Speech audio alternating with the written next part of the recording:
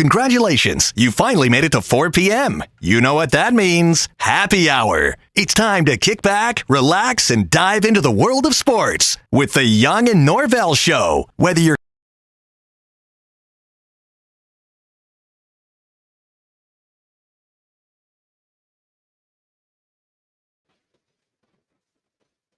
And they call it Black Monday for a reason. Hi, everybody. Welcome to, a Monday, but it's a little different around here. The Monday after the NFL is always a bit of a somber day for 5 or 6 franchises in general, and it is certainly a somber day to a degree here in Jacksonville. You've heard by now, Doug Peterson has been fired as the head coach of the Jacksonville Jaguars. Shad Khan making that announcement public earlier this morning. And certainly that has been the dominant topic here in Jacksonville, and it will be on our show today. Hi, Terry Norvelle coming to you from our Monday home. You know it by now.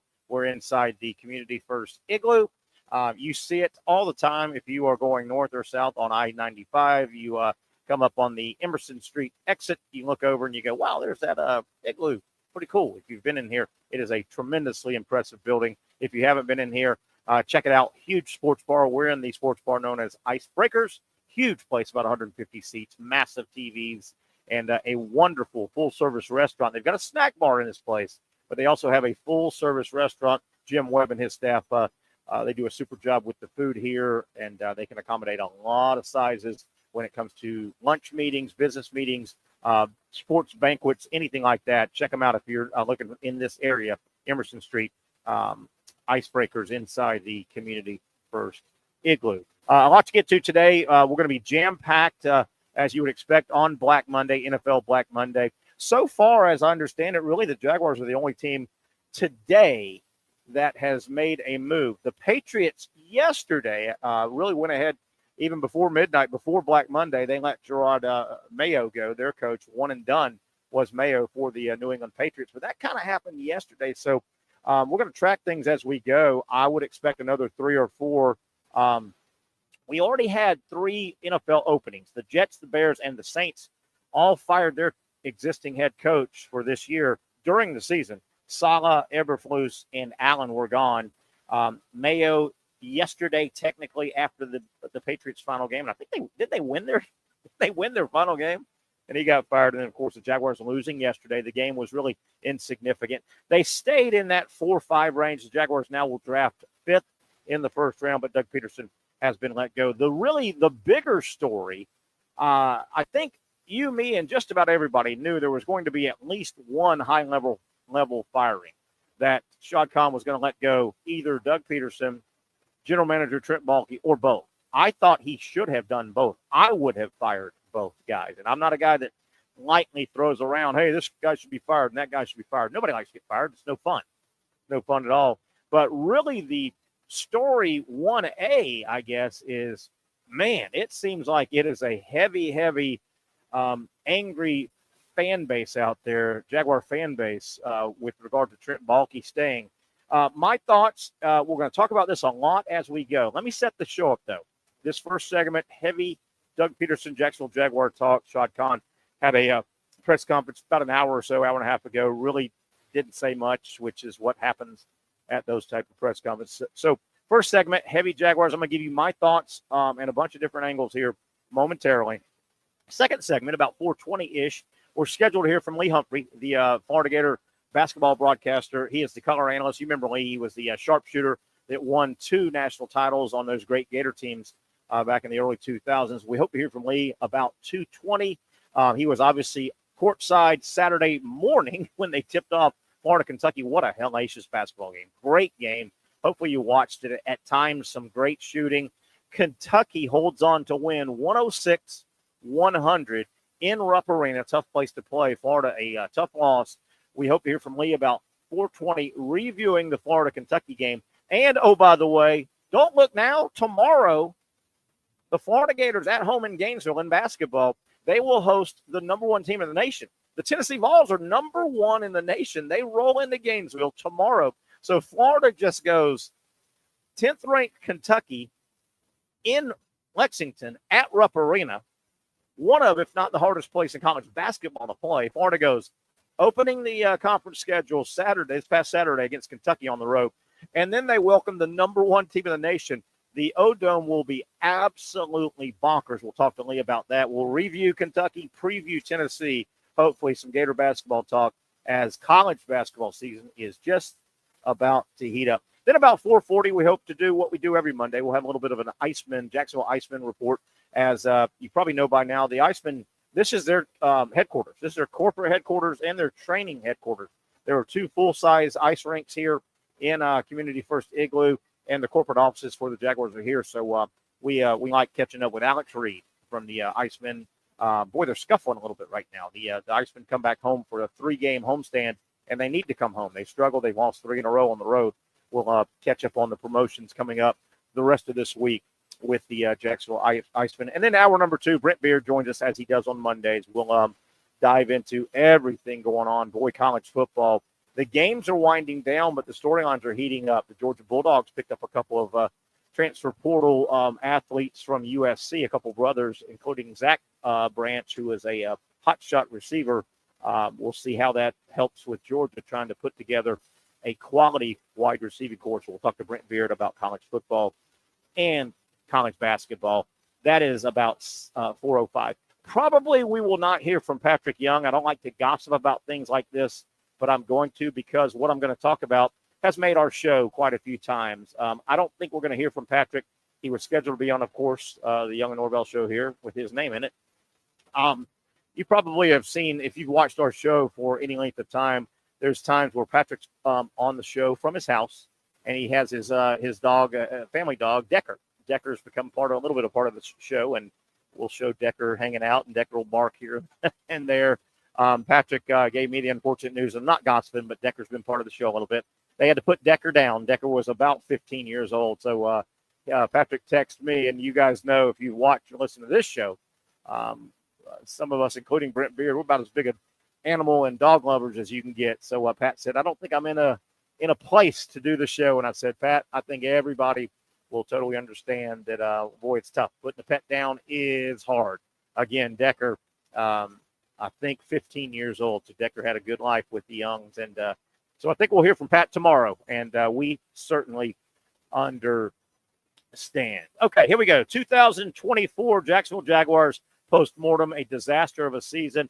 I, for one, was not surprised. I'm one of the few media people, and you guys know all these guys are my colleagues. I know them all. From Brent, our guys, Brent Martineau's and the Frank Frangis and the Rick Blues and the Austin Lanes. These are buddies of mine. I've grown up. I've worked with these guys in the business at this station and that station. So I'm picking at my colleagues a little bit, but I've done this for a long time because I think they've done it. A lot of these colleagues of mine have done it for a long time. I call it the fluffy local Jaguar media. And it seems like every offseason, I think at times people get bored and they don't have things to talk about. And it's easy just to say, well, the Jaguars, man, I think if this happened, they're gonna win. They're gonna win this. Well, they did it again this past offseason. I'll just say March of last year, after the draft, after the combine, things like after the combine and going into the draft, I looked at this football team last offseason, and I didn't see any way I thought they were going to be good. I wasn't surprised that they lost a bunch of games. I didn't like the free agent signings. They brought in a bunch of tired legs on the offense. Mitch Morse at center is a 10-plus year veteran, tired leg center that Buffalo, who is in a Super Bowl run, period, they let that guy go. Eric Armstead, he did nothing for me. Gabe Davis, I asked people all season, these local media guys, a lot of them were painting Gabe Davis as the next Jerry Rice. I go, dude, who is Gabe Davis? There's a million Gabe Davises. I'm not surprised. I didn't think it was going to get this bad. My prediction for the Jaguars was 6-11. They're 4-13. So postmortem here on Black Monday. Let's start with Shad Khan. And I respect Shad Khan. How can you not? This guy has built a billion-dollar empire, literally. He generally, wherever he's at, he's the smartest guy in the room, in any room he's at, generally, around the world. He's basically the richest man in any room, basically wherever he's at any minute. So very smart, very wealthy. None of that has translated into running a quality football organization. Now, let me stop right there. A lot of you are going, whoa, Terry, what are you talking about? The guy's made a gob of money. I'm not talking about making money with your NFL franchise. If you can own an NFL franchise, you're going to make money. You cannot not make money. He bought for about $740 million. The valuation most recently I saw for the Jaguars, like $4 billion. He's made a ton. Here's where I would be if I was Joe Jaguar fan. Shad Khan, since he took over, he bought in 11, I think it is, and took over in 12. So he's been the owner. He's been calling the shots since 2012. We just wrapped up 2024. It's a long time. Shad Khan, with regard to the football franchise, has made 8 major hire/decisions.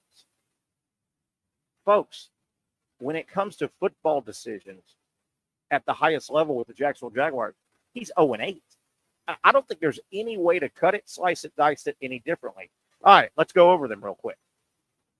Khan buys the team in 11, takes over in the 12 season, so he's calling the shots. He inherits Gene Smith as his general manager. Gene Smith was a colossal flop failure. Khan did not hire him, but Gene Smith had already shown his feathers. He retained Gene Smith. Bad move number 1, okay?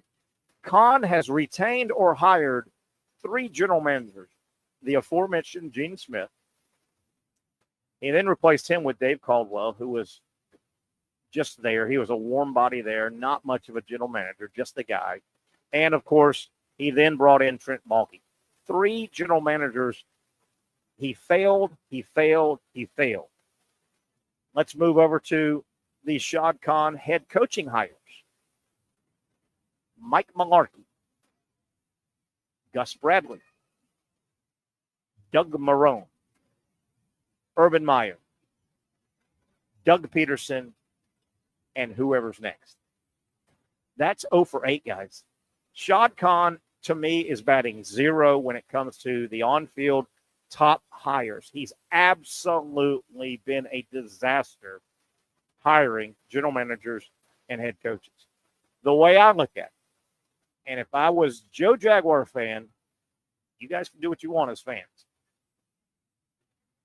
This is his last go-around if I was a passionate Jaguar fan. Shad Khan has got to hit on this head coaching hire.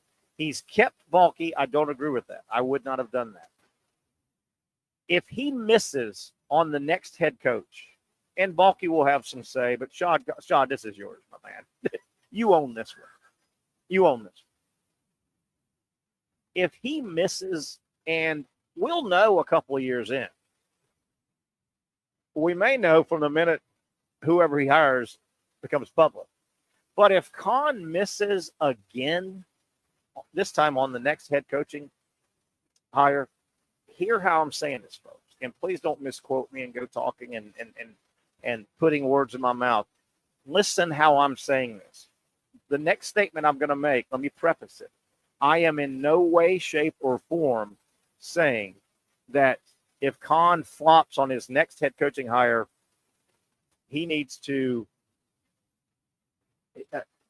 the franchise is going to move. The franchise is not moving. With that new stadium that is going to be built, the franchise is tethered to Jacksonville for at least another 30 years.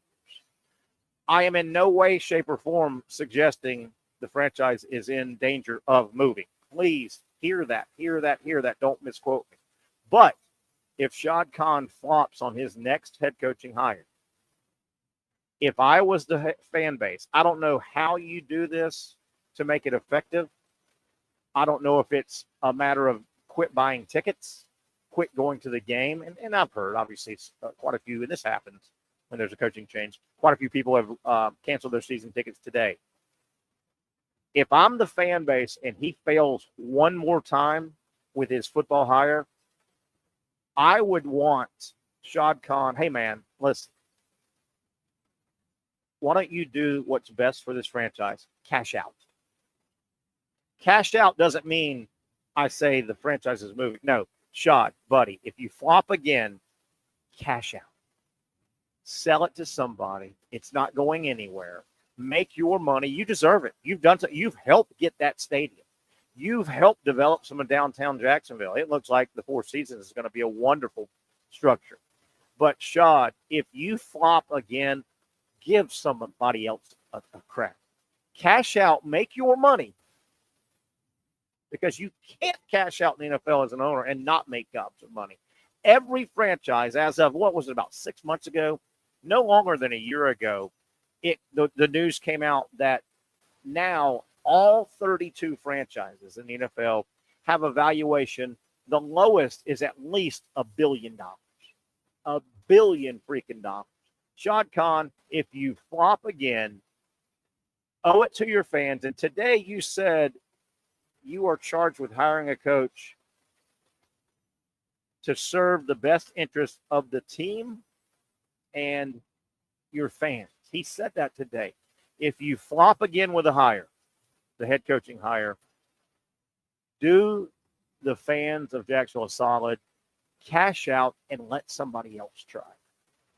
If you flop again, it's apparent you can't handle running an NFL franchise. Not making money with an NFL franchise. Hey, man, if you've got the money to get one and one's available, one being a franchise in the NFL, you can't not make money. But cash out.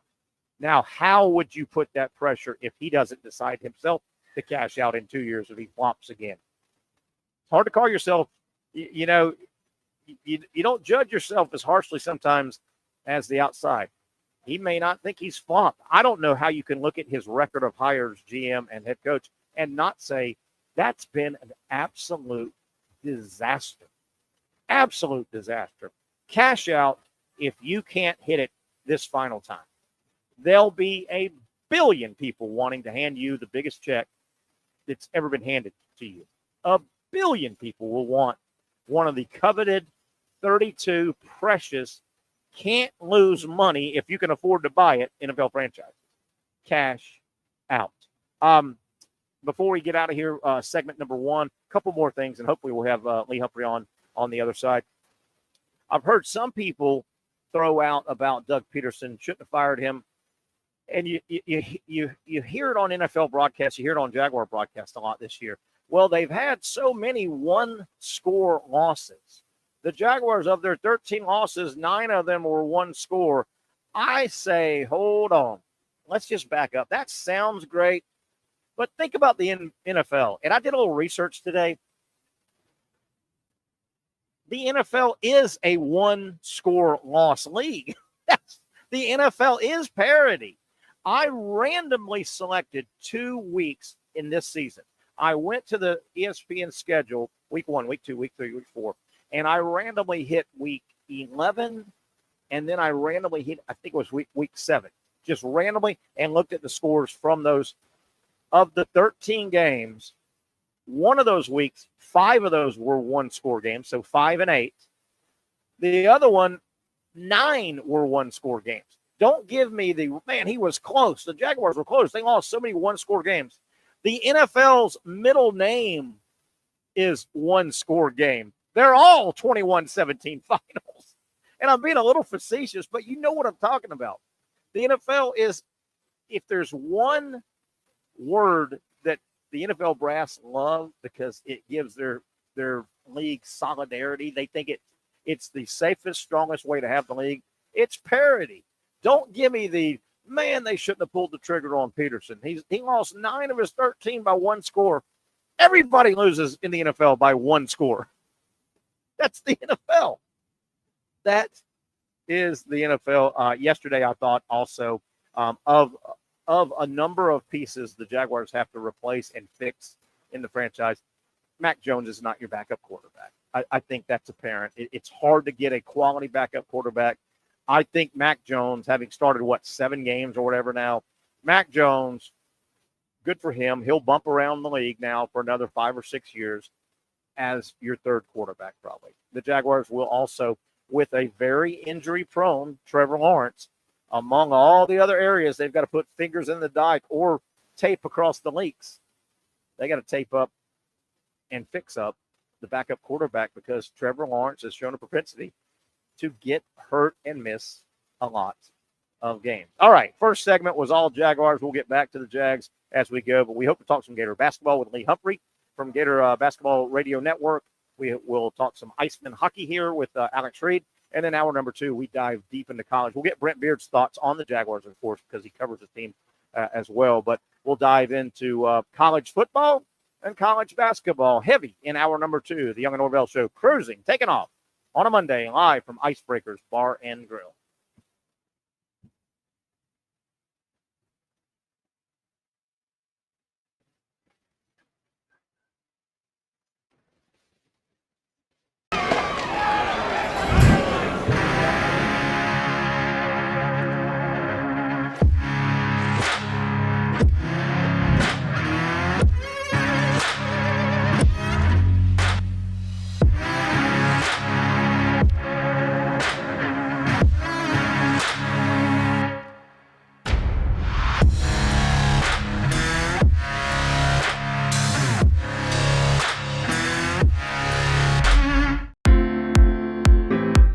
At Southeast Orthopedic Specialists, we know pain and injuries can stop you from doing what you love.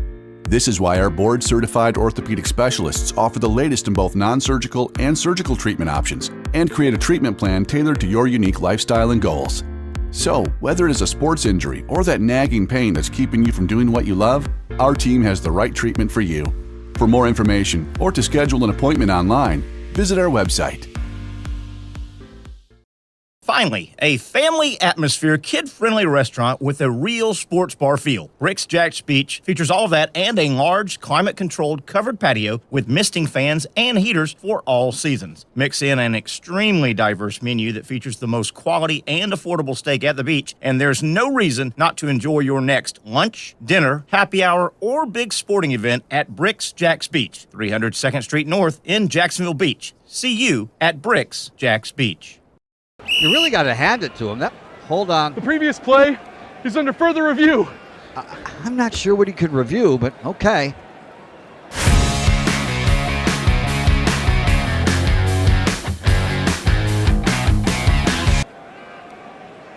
Sure has been a while. Dine in at Hurricane Grill and Wings for the football season. Well, there he is. Oh, what is that? The Action Sports Jax 24/7 network is streaming. I'm Stuart Weber, and I'm here to teach you a nice 3-step process on how you can watch all your favorite programming from the Brent and Austin Show every weekday 10 a.m. to 1 p.m. or the Cup Date with me. It's fantastic. We talk NASCAR. It's a great time. Wednesdays at 1 o'clock. All right, first step, easy.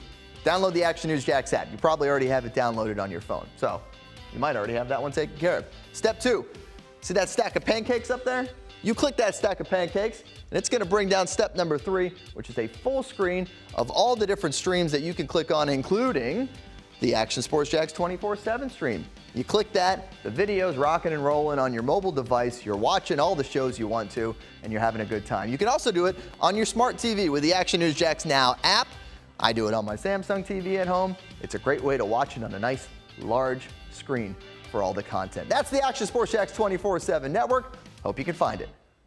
You trust CGC to make your water great, and now you can trust CGC with your plumbing needs as well. Fast, convenient scheduling, licensed and insured. A quick call away at 904-552-1242. You never know when you're going to have an issue with a shower, toilet, or maybe it's a sink that sometimes is easy to fix. All right, let's be honest. I'm not fixing anything. I'm totally staging this because when I have a plumbing problem, I call CGC Water Treatment and Plumbing. Trained professionals, transparent pricing, customer satisfaction. Small problem or even a bigger issue. Maybe you need a new tankless water heater or something a bit more intricate. The experts with 25 years of experience at CGC Water Treatment and Plumbing can do it all. Call 904-552-1242 or visit cgcwater.com. That's 904-552-1242 or cgcwater.com. CGC Water Treatment and Plumbing, an authorized independent Connecticut dealer. Florida license number CFC 143-2579. All right, let's talk a little Gator basketball with that guy right there, Lee Humphrey. Boy, he was a vital member of the 2 back-to-back national championship teams at Florida. Had a great 4-year career. Lee, of course, is the color analyst for Gator basketball. He was in Lexington Saturday morning for the tip, 11 a.m. tip, and he'll, of course, be courtside tomorrow.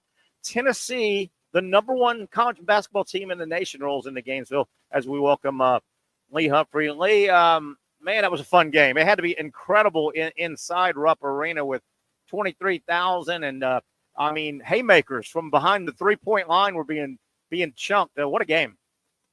It was an incredible game to watch, Terry. I mean, early, but packed Rupp like usual. The atmosphere was great, and both teams firing on all cylinders offensively. I mean, it was like an NBA game, really, the quality. I know, Lee, Florida got off to a great start. Gators hit a bunch of threes, dominated the boards. I think it was around the 10-minute mark, though. Florida got cold, and it coincided with Kentucky couldn't miss. And, a lot of times if you stay hot and the other team gets hot, well, you just trade baskets.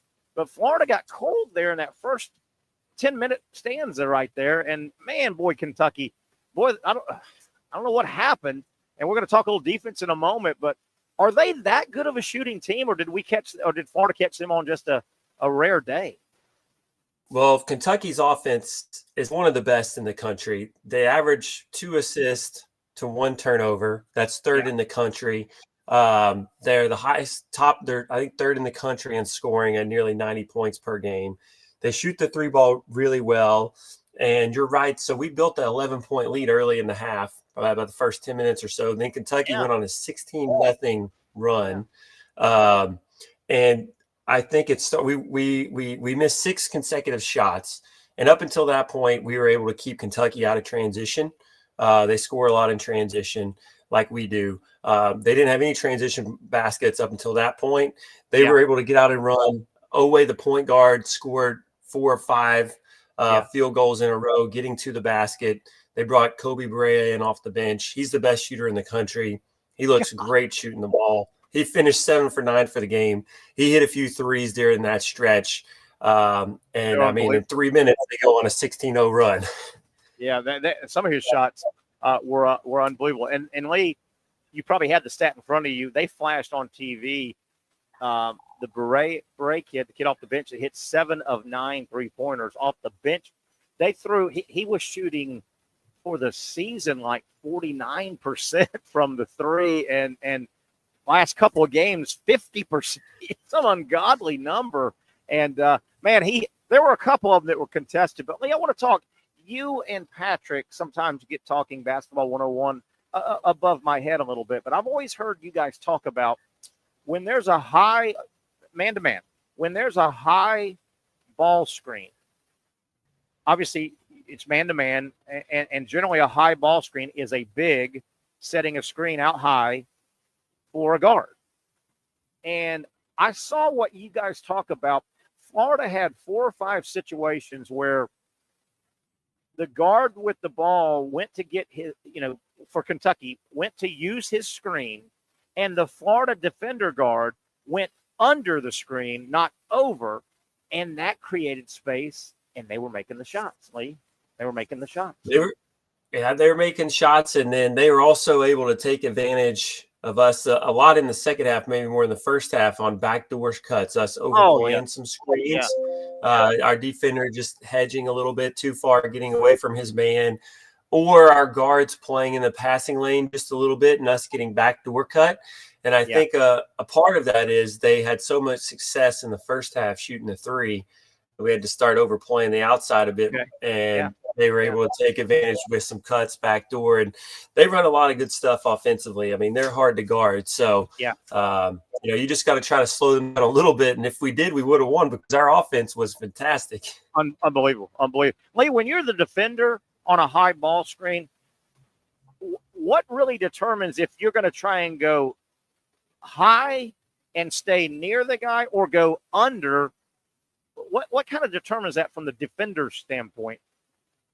Well, it's usually a coverage that you have talked about going into the game. So you know where the screen happens and in what plays, how you want to defend it. You have to rely on the defender, the big, to call out the screening coverage. So the big setting the screen, that whoever's guarding that guy should be yelling at the guard how they want to defend this. And, like Owe and Butler are not great three-point shooters. They like to score. I mean, they can shoot the three. Butler hit a huge one late in the game off the inbounds play, but he only makes about one a game. So with those guys, you can go under a screen. You just want to keep them out of the lane. Berea, some of the other guys, though, you got to keep them from shooting their shots. So you got to go above the screen. Yeah, you got to go over those. So it depends on the player, depends on where the screen happens, on the floor, in the middle, or on the side. And the big's got to talk and call out that screening coverage. The Butler, was that the play where they inbounded it? He went to the corner, got it back. He inbounded it. One of the plays was beautiful. The Kentucky guy inbounds the ball late in the game, goes to the corner, gets it back, and drains it. I'm like, that was just a dagger, wasn't it? That was a dagger. And so we defended that inbounds play. We expected a three-point shot. I think we expected a different action than what Kentucky actually ran. We had Chinyelu, our big, guarding Lamont Butler, taking the ball in, and Ruben was defending the basket. So nothing to the rim. And, he's not there generally guarding a point guard. I don't know if it was just a miscommunication with him and whoever had the handoff, but we didn't cover Butler. And what's funny is we actually got a three on the exact same type play from Walter Clayton in the first half. Wow. I knew that wasn't one of when the guy Butler, Cockton was ready, and you knew he was going to shoot that ball deep in that corner. I knew that. Hey, I was going, well, that's not one of their shooters. He's not going to. Yes, he is going to make that. He did make. He buried it. And Carr hit one after that. He doesn't hit many either, but he killed us at Wake Forest last year too. Yeah, and I can't remember. It might have been Carr. One of their guys had that line drive shot, and even his free throws were line drives, and they all went in. It had no arc. You're like, what? How's that damn thing going in? Well, when the game ended, I dove into the stat line, and obviously every dead ball you get the stats. The stats were very interesting. Florida dominated the boards. I think they ended up 38-30, so a nice 8 plus 8. Dominated the boards like Florida does. Kentucky shot lights out. They made 14 threes. Florida made 12, right? But the damn free throws. The free throws, Lee. Free throws hurt. It's what's kind of odd is we went into Rupp and we shot 11 more free throws than they did. I mean, we had 35 free throw attempts, which is a lot in a game. 22 for 35. We could have shot them better. We missed a few of them kind of late when it was decided. Walter Clayton missed a couple late. But no, we definitely gave up some opportunity from the free throw line. And the other stat that really stands out to me, if we go into the game and you would have told me, hey, we're only going to have 9 turnovers at Rupp. I'll take that any day. They scored 20 points off of our 9 turnovers, which is a huge number. Basically means they converted every turnover that we had. And so the turnovers that we did they were able to get out and run and transition. They were live ball steal type turnovers. And it seemed like there was that one little period where of the 9, Florida had about 3 in 4 trips. They were just late in the first half. Yeah, definitely. I know, and you mentioned Clayton missed 1 or 2 late, but man, what I thought really hurt too and was surprising, Florida ended up missing 13 free throws in the game. They missed 13. Right. Clayton missed 4 and Martin missed 4. You hate to see your guards, miss 1 or 2. They both missed 4 each, and then obviously Condon had a tough day or tough afternoon at the line. But man, that's very uncharacteristic. I mean, wasn't Clayton the guy that rattled off 42 in a row last year? I think it was. Well, he was. I think he'd only missed 3 the whole season going into the game. He missed 4 yesterday, 9 for 13. And Elijah Martin was 1 for his first 5. He hit his last 2. Yeah. So, that's not. The game ended up being super close. If we have those guys hit their free throws, who knows what happens at the end. All right, let's talk a little Tennessee. But before we do, I'll put you on the spot a little bit. And this isn't Gator Terry, I promise, man. I truly think Florida's better than Kentucky. Kentucky just beat them by 6. I watched the game. You called the game. Am I crazy, Lee? I think Florida's better than Kentucky. I would on a neutral court. Obviously, they don't come to Gainesville this year. On a neutral court, I will be very confident if Florida draws their number again. No, I think so too. I mean, we had a good offensive stat line for sure, but we didn't play our best defensively. I think the guys will go and watch film and definitely see areas where we could have cleaned it up. I mean, we're not stopping Kentucky, but we could play better. And then, I mean, Kentucky probably is not going to shoot 14 for 29 from 3-point line again, even though they do have Bray, who's, I think, the best shooter in the country. But they still shot the ball phenomenally. So, yeah, I definitely would like our chances on a neutral side or at home for sure. Yeah, definitely. Lee, tell us a little bit about Tennessee. Obviously, you've dove into them. I've seen them a couple times. Zaire Ziegler's back for his 17th year running the team. Athletes galore. I know they lost a big man early in the year, but my goodness, Tennessee. I'm a big Rick Barnes guy. I've always kind of I think he's a good coach. He stands up for his team. What stands out besides everything? They're the number one team in the nation on his balls. Well, it's going to be tough and physical. We went to Knoxville last year, and we couldn't do anything on the offensive end, and we had a great offense last year. So we've got to expect some physicality from Tennessee. They like to get out. They like the pressure. They get into your cuts. They make it difficult to get where you want to go on offense. So we got to be ready for that going into the game. I think we will, though, because we've got some strong guards. We're an old team like Tennessee. They also are an old team. Kentucky was an old team. Yeah. So there's a lot of experience. We're going to have to guard a 3-point line again. Chaz Lanier is their leading scorer at 20 points a game. I said Bray is the best shooter in the country. Chaz Lanier would probably argue with me. He's a great, phenomenal shooter as well. He's one of the best. Came from Jacksonville here in Florida, was at UNF. UNF his first 4 years, transferred up to Tennessee. And they've got a couple big guys. They've got some size down low. They start 2 6'11" guys that will get after it and make it tough for us. So it's definitely, there's a reason they're the number one ranked team in the country. They're not that deep, but we're not playing a ton of guys either right now. Well, you mentioned Lanier. Literally, I'm sitting doing this show about maybe between a quarter and a half mile from the UNF gym. And, man, he lit it up for UNF. And pardon me, and I don't know if you've seen any film, is he all just spot up? Or is he scoring everything from behind the three, or does he have any other game? No, he's got some sneaky athletic ability too. Walter Clayton will surprise you and dunk on somebody every once in a while. And I think Lanier's similar. He's more athletic than just a 3-point shooter. So he's going to be tough to defend. Yeah, I'm with you, man. Florida's offense is fun. And, they've got – you had it. The good ones have it. Florida across the board, they're cold-blooded. I mean that in a good way. I mean, they are cold-blooded, and last trip doesn't matter. Clayton and Martin and Richard and all of them, air ball, they're jacking it up the next time they get it. They've got short memories, which is great for shooting. Yeah. I'll let you go on this. Physical game, or a couple more quick ones. You mentioned physical game tomorrow. I remember that game with Tennessee last year at their place. Tennessee D'd the hell out of Florida up, and that reminded me of some of those over the years when Michigan State and Florida would play, and Michigan State would get in your jersey, and making passes was hard. Making just passes in the front court. Here's how good, as you know, but here's how good Rick Barnes has put together a program at Knoxville. How about Tennessee? They're sitting number one in the nation. They've been there a couple of weeks now, and they don't have Dalton Connect. Their best player left. Right. He's wearing a Lakers uniform. How about that? They left. They lost the best player in the conference last year, probably one of the best in the country. I think he's starting for the Lakers, and they're still number one. And they hadn't missed a beat. Dalton Connect's gone. They haven't missed a beat. I expect the home crowd to be absolutely bonkers tomorrow. Wouldn't you agree? In Gainesville. Oh, it's going to be a great atmosphere. I think it's going to be that way all conference.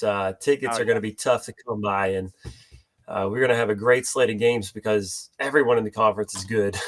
And the good thing about tomorrow's game, 7 o'clock tip, I believe it is. Not one of those. Yeah, 7 o'clock tip. Yeah, not one of those 9 o'clock second game, first game goes overtime, and you're like, come on, what are we doing here? Hey, Lee, good stuff, man. I enjoy everything you do for our show and really enjoy talking basketball with you. Look forward to the rest of the season, buddy. Thank you. Yeah, likewise. Good talking to you, Terry. That's our buddy Lee Humphrey. Gator, he's got 2 rings, not 1, but 2 back-to-back national championship. He was the starting shooting guard, and my goodness, could he fill it up. Oh, my goodness. Still holds the record. I'm almost positive most three-pointers made in the NCAA tournament career. Now, Florida went every year he played, and they won a bunch of games. But Lee Humphrey could flat out shoot the basketball. All right, let's take a break here. Starting to close up on the first hour. Looks like that rain moved through, and it's clear, but we've got cold weather on the way, they say. We hope to talk some Jacksonville Icemen hockey on the other side with Alex Reed. We'll try to get him out of the corporate office and talk some ball with us here inside the community first, I should say, Igloo. We're sitting in Icebreaker's Bar and Grill. Stay with us right here on Action Sports Chat.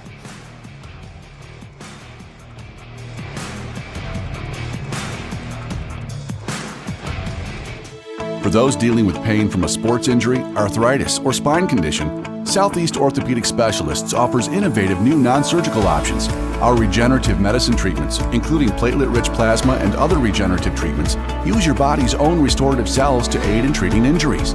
These procedures are performed in our offices and typically require minimal downtime.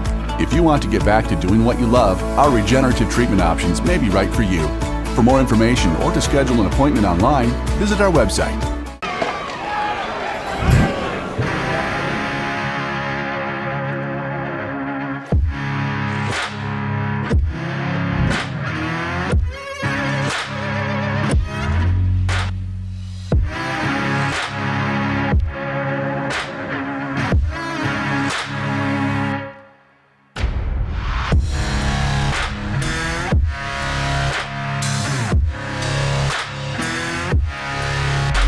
Finally, a family atmosphere, kid-friendly restaurant with a real sports bar feel. Bricks Jack's Beach features all of that and a large, climate-controlled covered patio with misting fans and heaters for all seasons. Mix in an extremely diverse menu that features the most quality and affordable steak at the beach, and there's no reason not to enjoy your next lunch, dinner, happy hour, or big sporting event at Bricks Jack's Beach, 300 2nd Street North in Jacksonville Beach. See you at Bricks Jack's Beach. You really got to hand it to him. Hold on. The previous play is under further review. I'm not sure what he could review, but okay.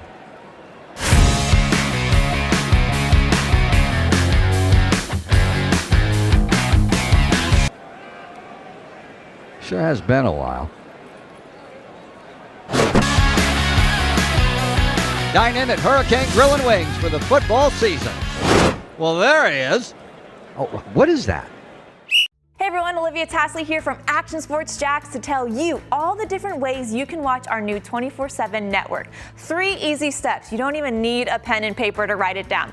Step number 1, download the app. Search Action News Jacks in your app store either on your phone or your smart TV. Then, once you're on the app, click on that little drop-down menu in the upper left-hand corner with the 3 little lines. That'll show you these options, and boom, right here, click Action Sports Jacks 24/7, and you will be brought to our continuous stream channel. That app can be accessed through all these different platforms, whether you have Roku, Fire TV, Smart TV, Apple TV, or Google TV. You can find our app. Now, if you don't have access to the app, don't worry, we still got you covered. We're across all social media platforms from Facebook, Instagram, X, YouTube, Twitch. We have a podcast channel. Plus, check out our short reels on our TikTok. Action Sports Jacks 24/7. It's on all the time and everywhere. It's a new logo, new branding. With Bold City Heating and Air, it's an old school approach. One of the few locally owned and operated air conditioning businesses left in Jacksonville. It's hot, Florida in the summer. You can't do much to avoid it, but you can keep cool with Bold City Heating and Air. It's every customer counts kind of service, from when these trucks have pulled up to my home over the last couple of years and when they pull into your driveway as well. From communication to pricing to the actual service, everyone at Bold City Heating and Air cares about you. You know who is coming to your house. You know they will be well trained, and they will respect your home. Air conditioning convenience at BoldCityAC.com. Stay cool while it gets hot. Bold City Heating and Air can help. Don't get caught sweating all summer. BoldCityAC.com. and they have financing to help. New systems starting at $110 a month and $50 off any repairs. Stay safe, stay comfortable with Bolt City Heating and Air at BoltCityAC.com. Homegrown in your hometown.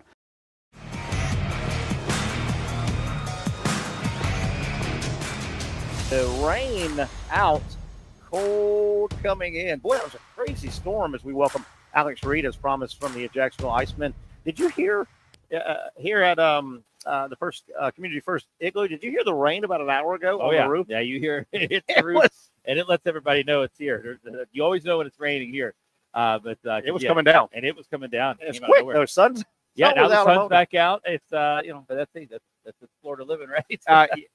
Let me follow through. You may not notice, but to sit in that chair on this show, you got to be ready because you never know what's coming at you. We're going to talk some Jacksonville Icemen with Alex Reed, of course, from the Icemen. But wow, story of the day locally: Doug Peterson fired, Trent Baalke not fired, and man, the buzz is on fire. What was the general scuttlebutt here? Yeah, it was interesting. We had a meeting with our head coach today, and me and Joe Ernst, we walked in the coach's office and said, hey, it's what they call Black Monday. It's not been a good day for Jacksonville coaches here. They're trying to break the ice. Did they have big eyes what are you trying to say? Yeah, they were like, ha, real funny. But you should have walked in with a pink piece of paper.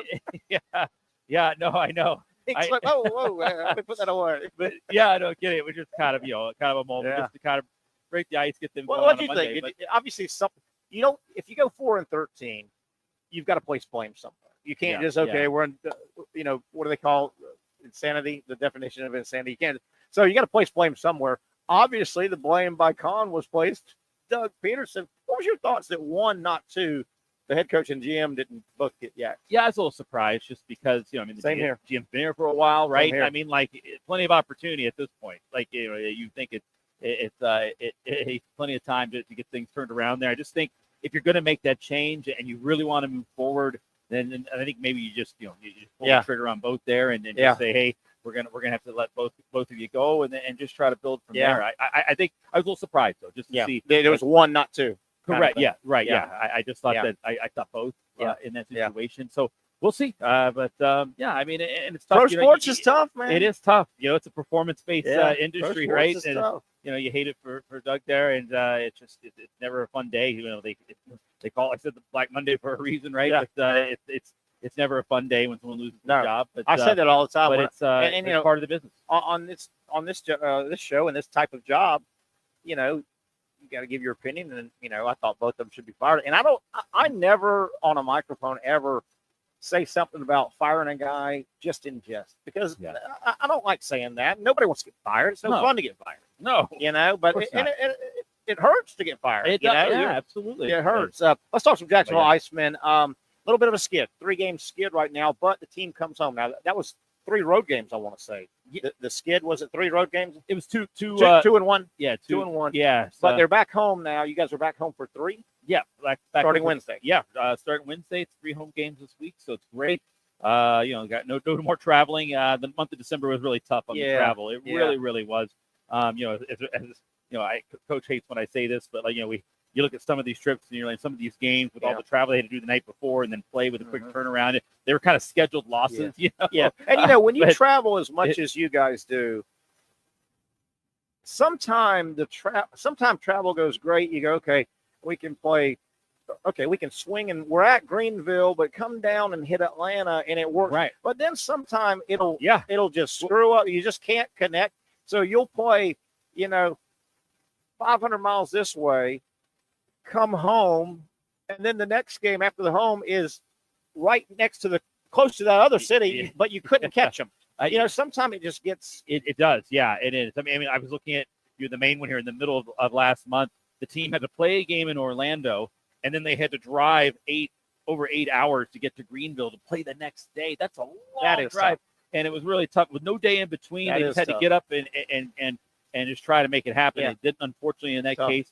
And then, of course, this past weekend when the skid, we went into the week with a 4-game win streak, and then we had to go down to Estero, down in Southwest Florida, and play the Everglades, and they're good.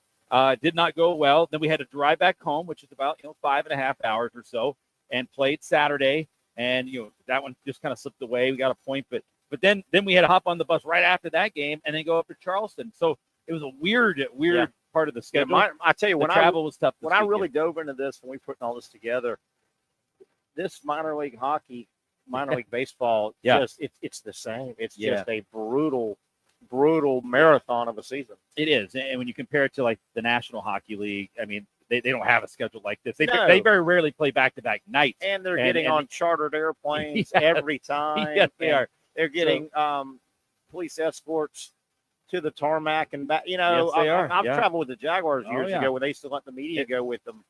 We split games up. You have 2 this year, and the NFL, you'd never even touch a tarmac. I mean, you never touch the airport. You're driven on the tarmac. Right on. They pick up your bags from the stadium. You got 3 buses: offense, defense, and then the ancillary bus owners and stuff. You don't touch your bag until you get to New York or Denver, and it's set outside your door. It's so easy, and it's just a lot of bus travel, and it's tough. But I'll tell you what, if you're a team that can, that's what I think makes winning a championship at this level so much more special, because you had to grind it out. You really earned it. So so we'll see. Let's talk about this week. Wednesday, 3 home games coming up, right? Yep. We got 3 home games. We know what happens Wednesday. It's always the beer, wine, $3 special. Yeah. So we're gonna have a game Wednesday, Greenville. Friday, Saturday is really neat. Yeah, tell people the promotion here. It's really neat, particularly if you're a longtime Jacksonville resident.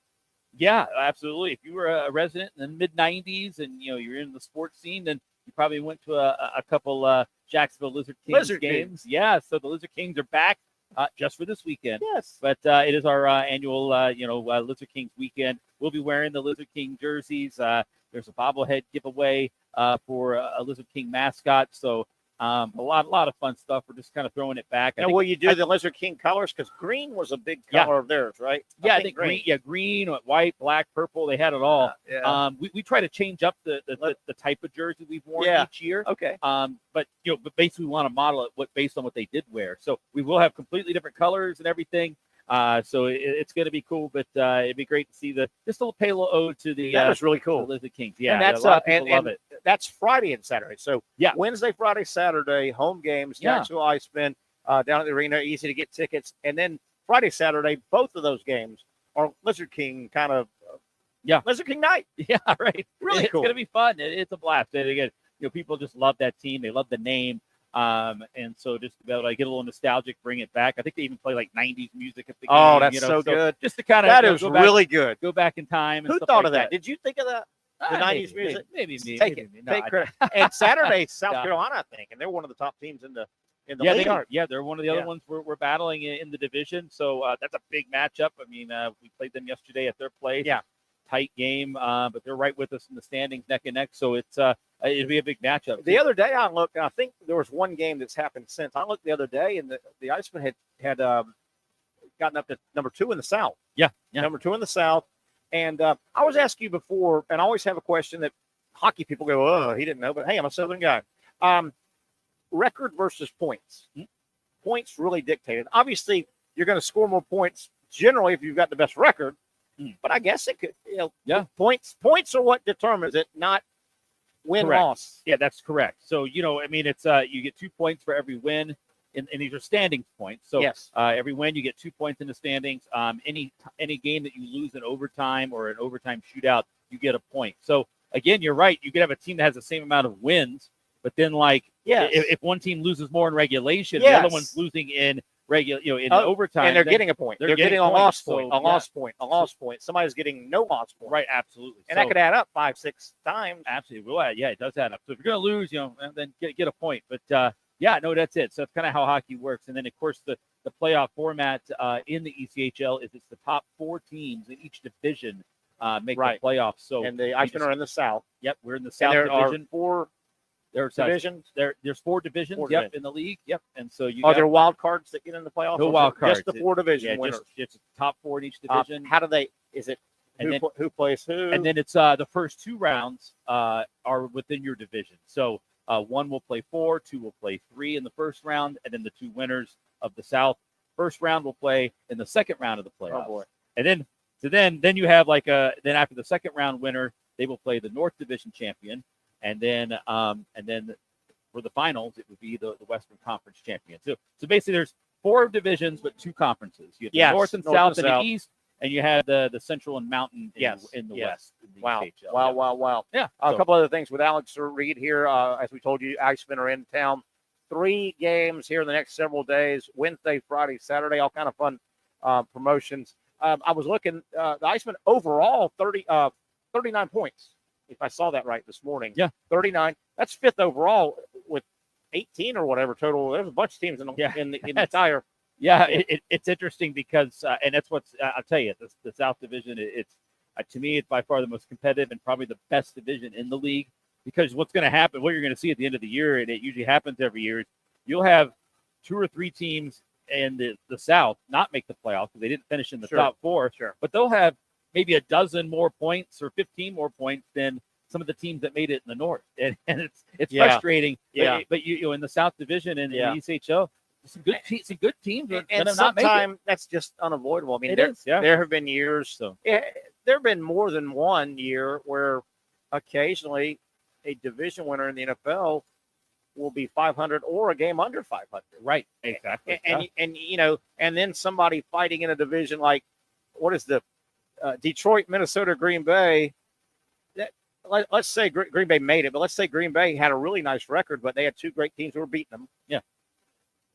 But Green Bay's 3rd place record was better than Tampa Bay, who just won the division. Right. You know, and you go, we didn't make home game. Yeah, and they're in the top 4. They get the home game. I mean, look at Minnesota, 14-3 team, and they're a 5 seed. And going on playing right out of the game. Yeah, absolutely, and have to play right. It's got interesting how it does work. But I know what you mean. Like you'll see a team that has so much of a better record. Like you said, I think like the NFC South last couple of years, you had a team in there barely scraping in.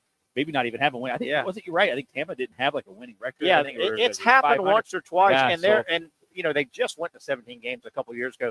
But there were several times 8-8 won a division. Yeah, that's right. And then you'd have somebody 2nd or 3rd in another division or conference, and they would be 11 and 6 and 11 and 6, and then didn't get in on their side because there was 12 and 5s and 12 and 5s, and we'll get out of here. Obviously, you don't have to say Jaguars. Your NFL passion team, from where you're from and all, who is do you have an NFL passion team? Yeah, no, I do. I mean, obviously, is it worth mentioning, or they're not in the playoffs? No, they're not. I can tell by your body language they're not in the playoffs. They're and so they aggravating. Would be. They are the Dallas Cowboys. And man. It's a love-hate. It's a love-hate relationship. It really is. But no, I grew up. It's crazy. I grew up in Southeast Virginia Beach area. My dad, Redskins. Yeah, it was. Commanders. Right. It was Washington area. But my dad, he grew up watching Roger Staubach. He liked him. He's from West Virginia, but he grew up watching Roger Staubach. He became a Cowboys fan. Then as a kid, I just watched the games with him. And then I made the terrible decision to stay with them all those years. Staubach, we had this on, I think it was last week. Sometime we'll do this date in sports history. I'm almost positive it was last week. This date in sports history one day last week. Staubach, the Hail Mary, the phrase Hail Mary was a pass from Roger Staubach to Drew Pearson. Playoff game. Against Vikings, I think. Against the Vikings at Minnesota. And there's a very you weren't even born. No. 75. You weren't even born. You know the game, obviously. Close, but not. Yeah. You're quoting it, so you know the game. There's a very weird, strange setup in that game. It was at Minnesota.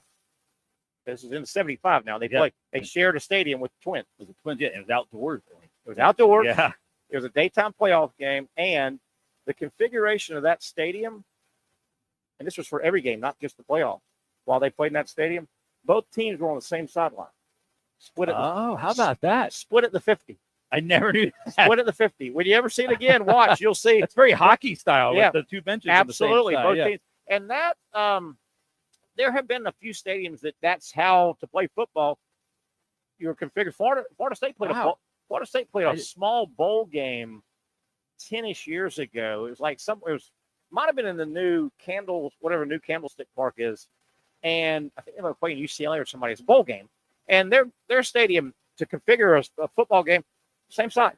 Wow. But there have been a couple stadiums where that's just the setup. Yeah. But that stadium, the Vikings, those great Vikings, Bud Grant teams and all, They never quite won the Super Bowl. They were in the playoffs all the time. Their stadium, same sideline.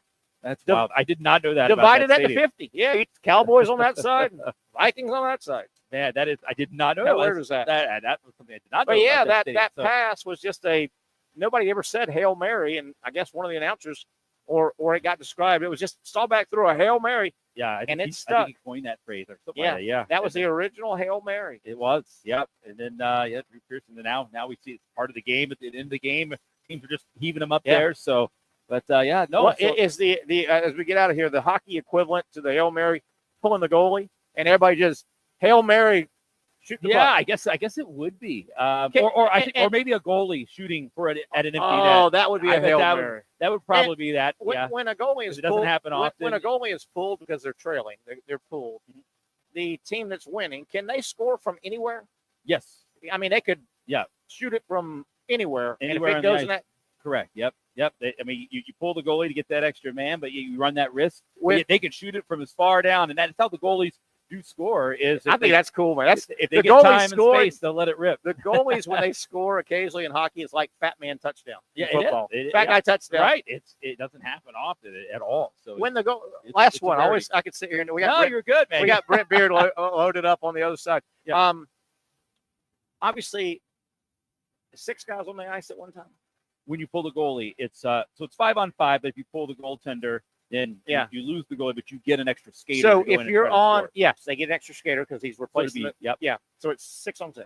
That'd be 6-on-5, I guess. 6-on-5 with the other team having a goalie. Yeah. I would imagine the 5 that are already on the ice are just aware because you're in the game. But when the other team pulls their goalie, does your bench scream, the goalie's out? Yeah, absolutely. I mean, Or you just kind of know it because you're playing. Yeah, they kind of know the situation, or definitely there's some yelling to I'd communicate. get selfish then. I wouldn't pass. If I was on the team with the empty net, I wouldn't pass that puck for hell or high water. I'm shooting that thing. Yeah, no, absolutely. 2 years during the COVID year, the Icemen had to win to make the playoffs. They had to win a game in regulation. So if they had gone to overtime to win it, they wouldn't because of the points. Because the points, yeah. What we just talked about. Well, also too though, they had to win it because it was a tiebreaker. They would have been tied with the team. The tiebreaker is regulation wins. So whoever has the higher number. So they had to win this one game. So the Icemen had to pull the goalie in a tie game because I see exactly what you mean. Yeah, that clock was going to kill them. Right. I mean, the clock was the biggest enemy. If that clock hits 000s and it's tied, and you don't make the playoffs. So they had to run. How did it work? How did it play out? The other team scored, and unfortunately, was it from a long way? It was too. So it was a empty net game winning goal. It was playoff eliminating, and it happened at home. All the fans were so confused. What are we doing? You never pull it in a tie game. Only when you're trailing, but we had no choice. We had to win, and they had to get that extra guy to try to help. So some of them probably didn't understand. Yeah, they did. We had to send a tweet out afterwards and basically say, "Hey, just so everyone knows." Can you imagine? We had to do that. I mean, we had to. Can you imagine? We'll get to Brent in a minute. Yeah. Brent, hang tight. We're getting to you in a minute, you son of a gun. Can you imagine? And I'll say this out of love. I'm born and raised in Dirty Duval, Jacksonville. Can you imagine a couple of good old Dirty Duval, good old boys drinking a few beers, and there's a tie game? What the hell are they doing for that? What you doing there for? We had some of that. We did. It was. There was people thought we were not the brightest, but we ain't the smartest team going on. We knew the math. We knew the math. We knew what we had to do. Math is overrated. All right, get out of here. I kept you overtime. Thank you. You're good. Thanks. As always, good stuff. That's Alex Reed from the Jacksonville Icemen. 3 games this week: Wednesday, Friday, Saturday. Great promotions, including Lizard King promotions this weekend. Let's take a break. Come back. We're talking some college football and college basketball. You know him, you love him. Brent Beaird on the other side.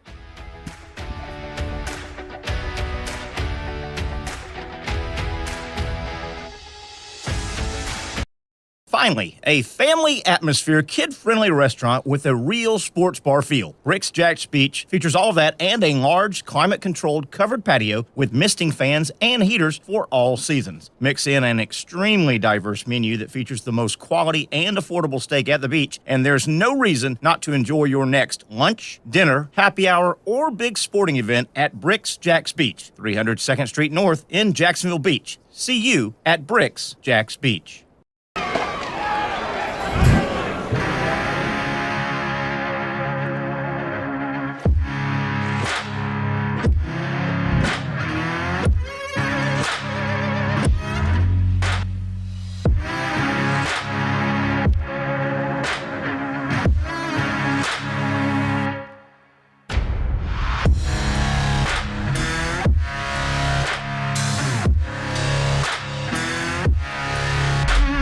For over 20 years, Southeast Orthopedic Specialists has been providing the highest level of orthopedic and spine care to patients throughout Northeast Florida. Now, we're making that same great care even more convenient with Southeast Orthopedic Specialists Direct, a walk-in clinic where you can be seen for pain or injuries with no appointment needed. Staffed by orthopedic physicians and specialists, we offer everything from diagnosis and treatment to imaging and bracing, all with no appointment needed. For more information, hours, and locations, visit our website.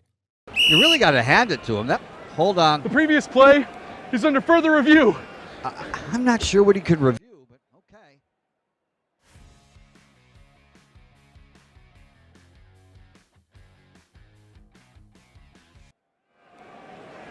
Sure has been a while.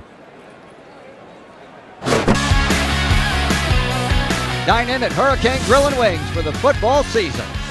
Well, there he is. Oh, what is that? Hey everyone, Olivia Tasley here from Action Sports Jacks to tell you all the different ways you can watch our new 24/7 network. 3 easy steps. You don't even need a pen and paper to write it down. Step number 1, download the app. Search Action News Jacks in your app store either on your phone or your smart TV. Then, once you're on the app, click on that little drop-down menu in the upper left-hand corner with the 3 little lines. That'll show you these options, and boom, right here, click Action Sports Jacks 24/7, and you will be brought to our continuous stream channel. That app can be accessed through all these different platforms, whether you have Roku, Fire TV, Smart TV, Apple TV, or Google TV. You can find our app. Now, if you don't have access to the app, don't worry, we still got you covered. We're across all social media platforms from Facebook, Instagram, X, YouTube, Twitch. We have a podcast channel. Plus, check out our short reels on our TikTok. Action Sports Jacks 24/7. It's on all the time and everywhere. Summertime means sizzling sales at Nimnick Buick GMC. The #1 Buick GMC dealer in Jacksonville has lots of inventory to choose from with their best price guarantee. Nimnick never charges above MSRP. You can save up to $10,000 off select new GMC Sierras or get rates as low as 1.9%. You know, I'm a truck guy. GMC Sierra, my trim level is an SLT. This one's an Elevation. Pretty good looking color as well. So here at Nimnick Buick GMC, you have a lot to pick from. My father-in-law, he drives this, an Enclave, so I feel like that GMC in the family. 2025 is coming around the corner, which means it's almost time to close out those 2024s this summer. You can schedule a test drive at NimnickBuickGMC.com, and while you're there, check your trade value and customize your payment options. Nimnick is there for you, even on Sundays. Visit the showroom on Phillips Highway or shop online at NimnickBuickGMC.com. Nimnick, your friends in the car business since 1941. GMC, we are professional grade.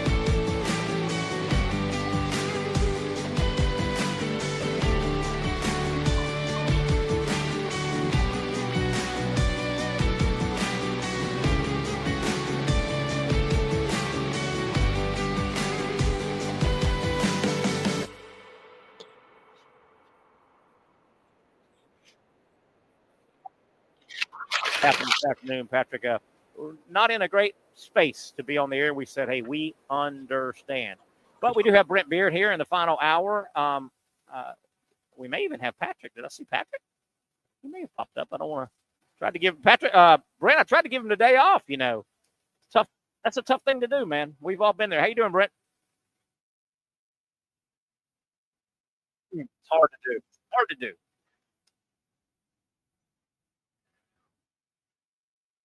Yeah, man.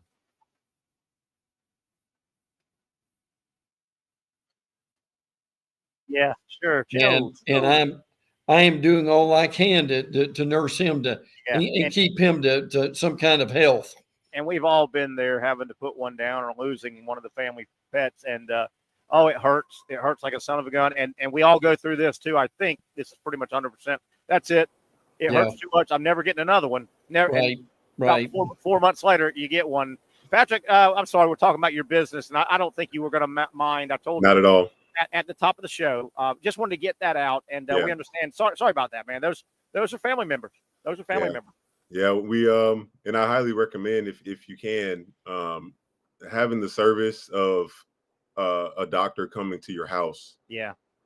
I think that just made the experience for us so much better.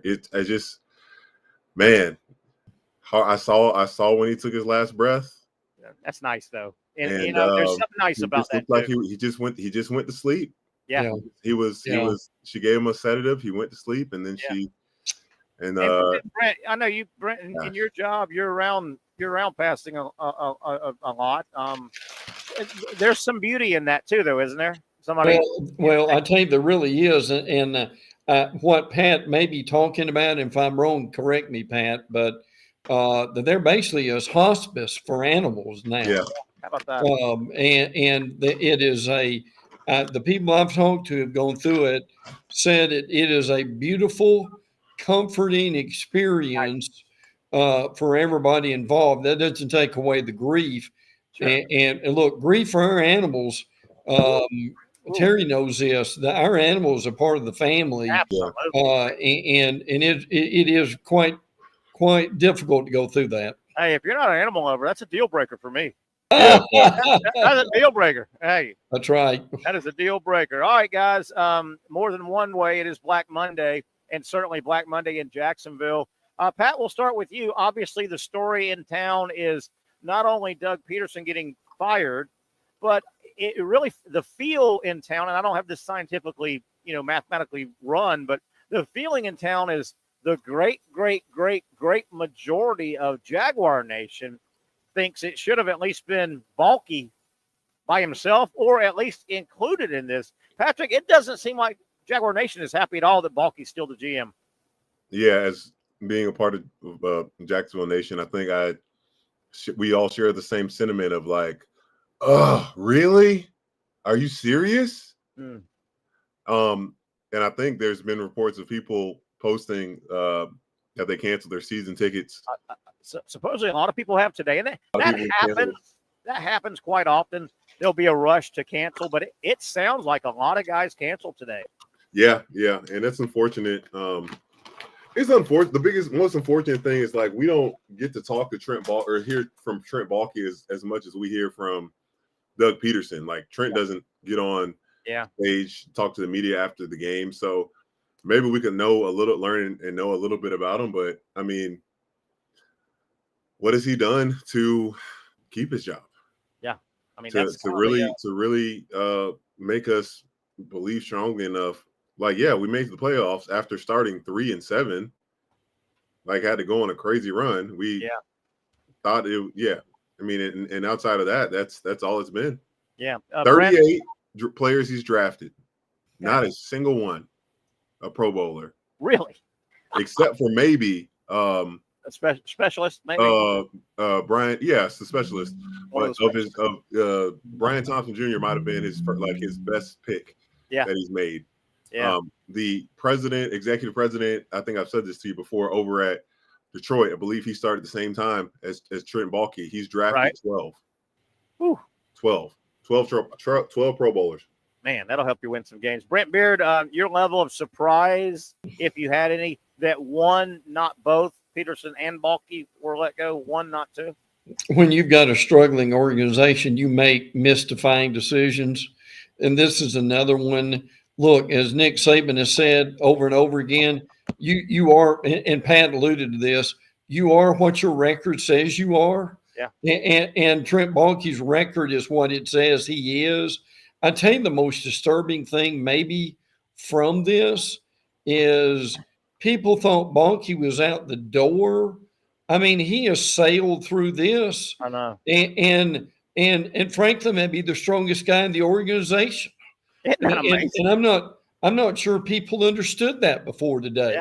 Yeah. That is amazing to think about that. He obviously now has, there's some carte blanche that comes with, well, I didn't get fired.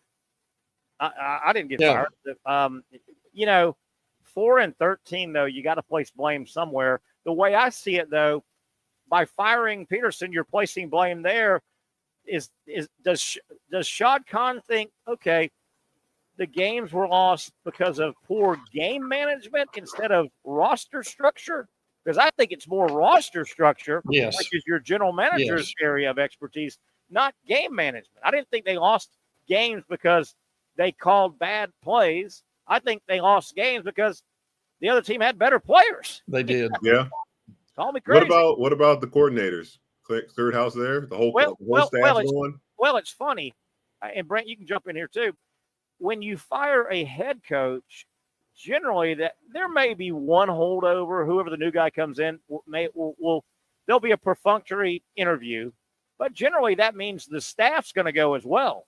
If you fired the general manager and kept the head coach, the staff probably stays pretty much intact. But no, there'll be a lot of coaching openings, right, Brent? Because the new guy, whoever the new head coach is, he'll want to have his guys in. Oh yeah, absolutely. But see, the disturbing thing with this is by keeping Balky, and you guys probably seen the same and heard the same thing I have today, is there are a lot of people who are openly saying that there are a lot of coaches not interested in coming here simply because of the Balky situation.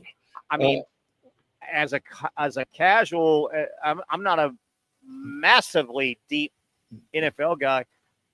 I've heard that for 2 or 3 years that the world of the street that a lot of coaches don't take him serious and have no interest in getting tied in with him.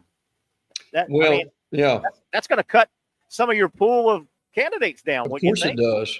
Well, the thing it does, it leads them back to where they always are, is with the quote unquote hot coordinator somewhere, instead of bringing in some guy who really knows. Yes. So, and that's basically what they're left with. Look, firing Peterson is basically just the proverbial rearranging the chairs on the Titanic. Yeah, it could be. You've done nothing to fix the problem. And Patrick, I'm gonna play this. Chairs on the Titanic. Yeah, that's a good line. That is a good line. I'm gonna play this one for all off season, and I'm gonna stand by it. I think I've got the facts to back it up. Khan has failed at all 8 of his major hires, from 3 GMs, including retaining one. I want to say he retained Gene Smith. That was a bad retainer. Yes. But 3 coordinators he's absolutely flopped hiring, and 5 coaches now absolutely flopped. He's 0 for 8, in my opinion, his football hires. This has nothing to do with how much money he's made off the franchise. I don't want to have somebody call in and go, hey, but Terry, you're an idiot. He's made a ton. We're not talking about made a ton. We're talking about operationally running a football franchise. He's 0 for 8. I say if he bombs on this next head coach, and we won't know for a couple of years, but if he bombs on this guy, if I'm the fan base, I don't know how to do it. Do I not go to the games? Do I not buy tickets? Do I petition? I would let it be known if he bombs again and goes 0 for 9. Shot, you've done great things outside of that stadium. You've helped get the new stadium built. You're developing downtown. I want you to cash out. Cash out. Let somebody else get a crack at this. The team's going nowhere. They're staying right here. I'm not saying anything about leaving the team. But at some point, don't you have to say, Con, cash out, sell it to somebody else, and let somebody else take a crack? You don't know what you're doing running a football organization. Right. And look, the other thing with this, and I was on with Bill Shanks a little bit ago, who we know. Sure. Bill also covers the Falcons. And the reality of this is, just because you're an owner and you've made money, and these guys are successful in one endeavor in their life, does not mean that they are great football people in making decisions. So, and if you don't hire a lot of internal people who really know what they're doing, who can help you, it creates a real problem. 200% agree. 200% agree. So we'll see what happens. Obviously, the pool of I keep saying this too, and I hate to be Debbie Downer, but there's a pool of coaches out there that are going to get hired. There's 10, and right now there are 1, 2, 3, 4, 5 jobs open, unless somebody's gotten fired in the last 2 or 3 minutes. Maybe.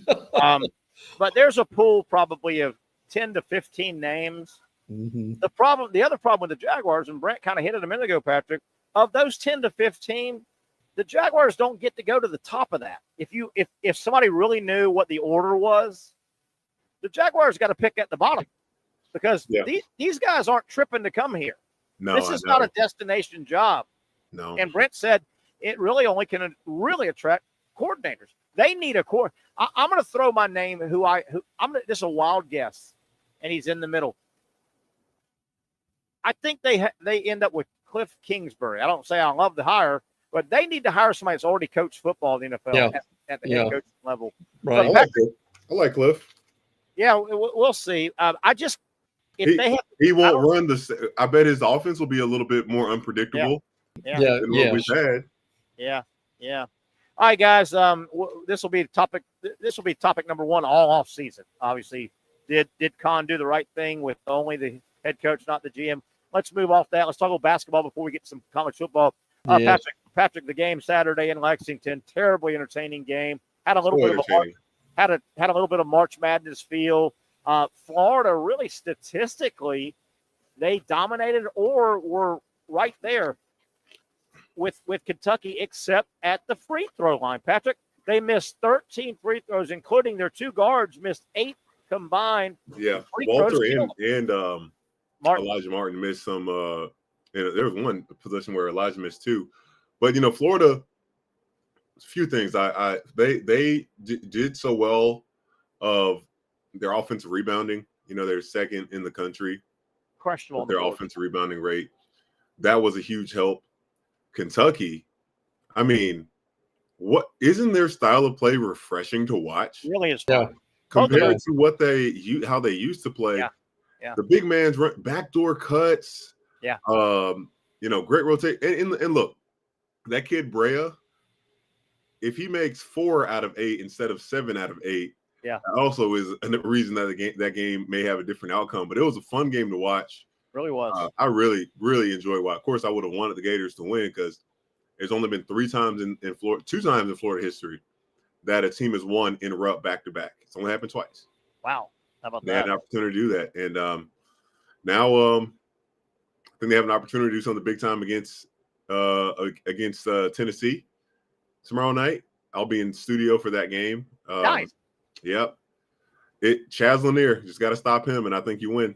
Yeah, you better call our show and give us a 5-minute report or something before you go on air. No. You got to work. You got who you working with tomorrow? Do you know? Dari and Damian Fishback. Fish. Oh yeah, I love Fish. Fish is really good. Hey, they don't want you. They don't want you and Slade next to each other with Florida Tennessee going at it. They should have. They should have thought about that. That's funny. That's a great point. And then like to make our show, we could have had a wager. Yeah. We talk about a wager on the game, and then we could have did something in the late night. They didn't think about that, Ashman. How about that? Smart. That's too smart. Brent, looking at the stat sheet from Florida's 6-point loss, 106-100 to Kentucky Saturday. Florida dominated the boards. I think it ended up 38-30. Florida dominated the boards. Kentucky had the guy off the bench make 7 from the 3-point line. Kentucky made 14. Florida made 12. So they didn't get bombed off the 3-point line. They dominated the boards. They played, man. Brent, they missed 13 free throws. Their guards, their 2 starting guards, missed 8 of the 13. Yeah. I mean, your big men like Patrick, we know Patrick can't shoot free throws. You expect him to miss, but you don't expect Walter Clayton. Walter Clayton's 91% free throw shooter too. Yeah. He's missed, uncharacteristically wild. Look, there were a couple things I wanted Pat to comment on. One was, listen, this Bray kid from Kentucky is shooting 60% from 3. 60% from 3. Look, you don't do that in an empty gym. No. Is one, and the other thing is, Pat, this Elijah Martin, the transfer. How impressed you were with him? Oh man, he's a stud. He was unstoppable. That little turn fadeaway he's got. Yeah. Knocked down some big time threes. Yeah, he got hot because I'm trying to remember what happened. Denzel Aberdeen was in at one point in the last 10 minutes, and I guess trying to give Walter a break. Denzel did something. Coach got him out of there so quick. I remember that. Yeah. He got him out of there. Like, I think Walt ended up playing the rest of the game from that point forward. He had to. Yeah, it's a fun game. It helped having Elijah Martin, so he didn't have to be Batman the whole time, though. Real fun game. Nothing really out of the ordinary happened in the SEC. Alabama rolled and Auburn rolled, and it stayed status quo in the SEC. Big win tomorrow, though. We had Lee Humphrey on earlier. Man, The O'Connell Center will be on fire tomorrow. Can't wait for Florida, Tennessee. Brent, hang tight. Let's take a quick break. Come back. The show is flying by, but let's hit on some football, basketball stuff from the college guys, including kind of like a couple of years ago, Georgia goes out and finds a couple of receivers. We think they're going to be big additions. We'll talk about Bulldog and college football on the other side.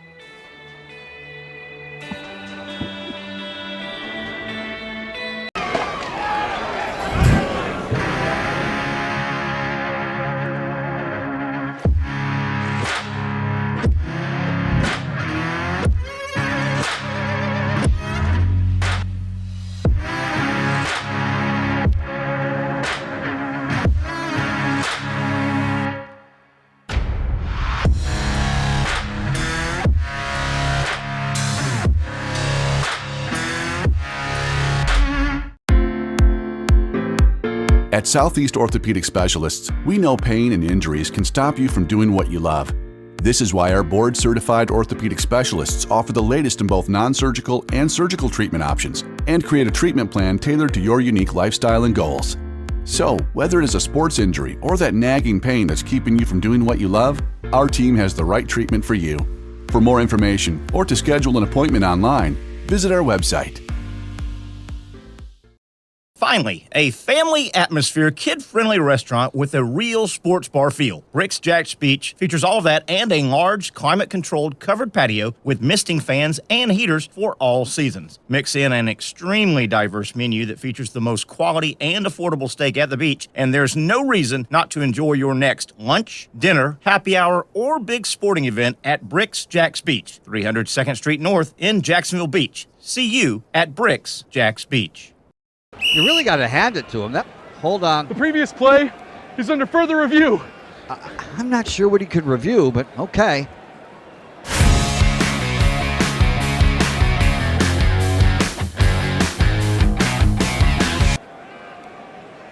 Sure has been a while. Dine in at Hurricane Grill and Wings for the football season.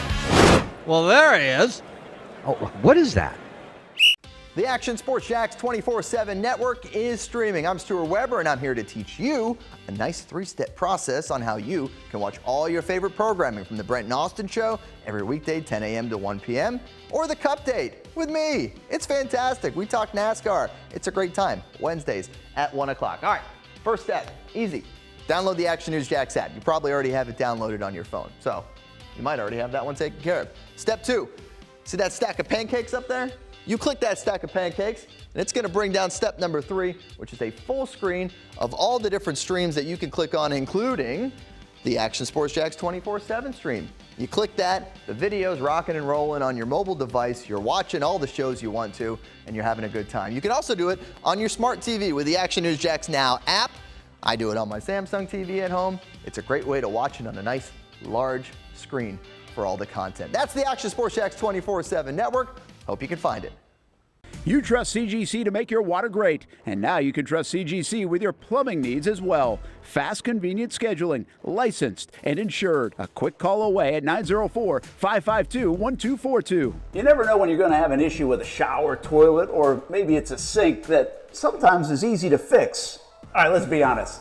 I'm not fixing anything. I'm totally staging this because when I have a plumbing problem, I call CGC Water Treatment and Plumbing. Trained professionals, transparent pricing, customer satisfaction. Small problem or even a bigger issue. Maybe you need a new tankless water heater or something a bit more intricate. The experts with 25 years of experience at CGC Water Treatment and Plumbing can do it all. Call 904-552-1242 or visit cgcwater.com. That's 904-552-1242 or cgcwater.com. CGC Water Treatment and Plumbing, an authorized independent Connecticut dealer. Florida license number CFC 1432579. All right, we got a couple of fun topics to get into before we get some college football. Welcome back to Norvelle, Patrick Young, Brent Beaird, and a good shot is at the Timaquana Country Club. Wow, look how beautiful.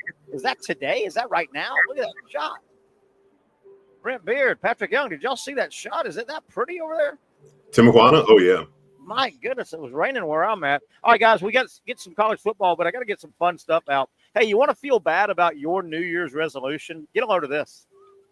By the way, I'm on day 6 of a dry January. There you go. Thanks for helping me out. There you go. Second year in a row. How about this? Here's a New Year's resolution for you. A Belgian lady by the name of Hildy Desage from Belgium. Her 2024 resolution, not 2025, her last year's, her resolution was to run a marathon in 2024 every day. A good night. And to make it worse, last year, 2024, was also a leap year. She ran 366 marathons in a row. And it fell on a leap year, for God's sakes. What's her name? I have to look this up. Hildy. Look it up. Hildy. She's Belgian. And a Belgian man did it also before her. And he did it on a leap year, too. How about you're going to do that? Can't you get one day off, man? You got to do it on a freaking leap year. And get this. She did it every day for an entire year. She works part-time and has a family of 5. A marathon is 26.2 miles. She did that every freaking day last year. Is that crazy? Yes. Wow. And it was on a leap year. Now, what did she do January 1st? Her first day off. I mean, what do you do with your day off? She run another one? She ran one backwards, ran it on her hands or something. I don't know. 366 marathons in a year. All right, guys. I got to bring Hold on. She did it all the while working a part-time job. That's what I just said. And 5 kids, 5 family members. 5 family members. Every day she got up and ran a marathon every day last year.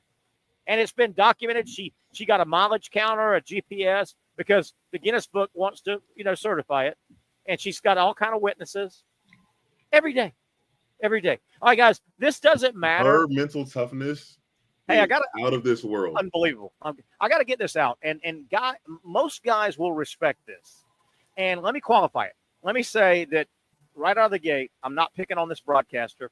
I'm not a very good broadcaster. I'm nowhere near talented. I'm not picking on anybody, okay? But this got under my skin. This gets under my skin, and I know it does a lot of guys. Okay, so I'm flipping back to the game last night, the big game, Detroit and Minnesota, and their halftime show, right? And they're coming back. They're not rushed or anything. They're coming back, and the host of the halftime is Maria Taylor. She's kind of worked her way. She's kind of worked her way through SEC, so she's on network now, and she's hosting it.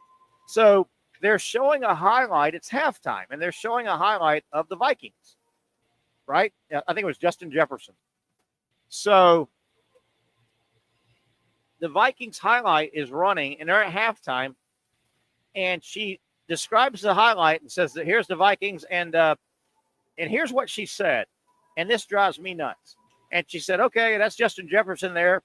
And the Vikings trail at the half 6-10. She said 6-10. Everybody in the world, and hopefully it was just a mistake because I make more mistakes than anybody.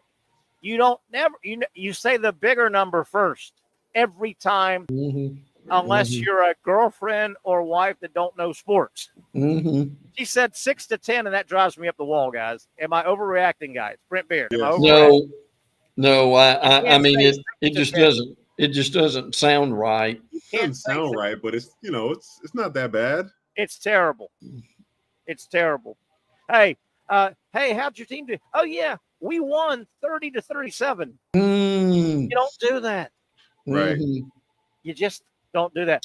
Georgia gets a couple of portal transfers, a couple of twin brothers, the Branch brothers from USC. Zachariah Branch was a huge recruit, had a pretty good year last year. Brent, pretty decent pickup. They got to get on the field, though, because we thought Dominic Lovett and Ra Thomas, I know he got in trouble, but we thought those guys were going to be big receivers for Georgia a couple of years ago, and it never quite happened. No, look, that hurt them badly to not have couldn't catch the ball. That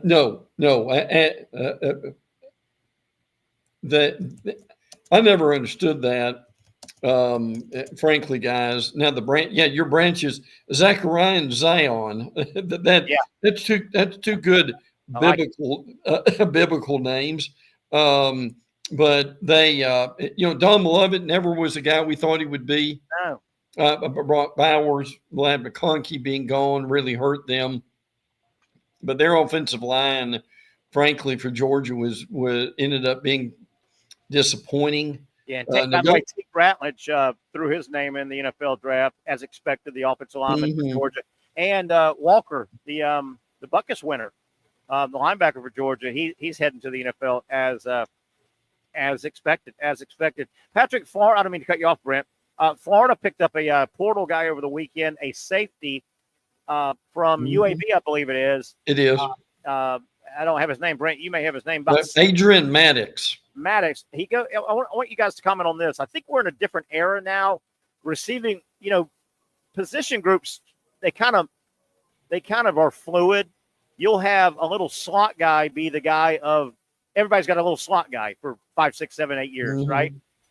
Then you'll have, we're now in a big receiver, tall, long receiver. Yeah.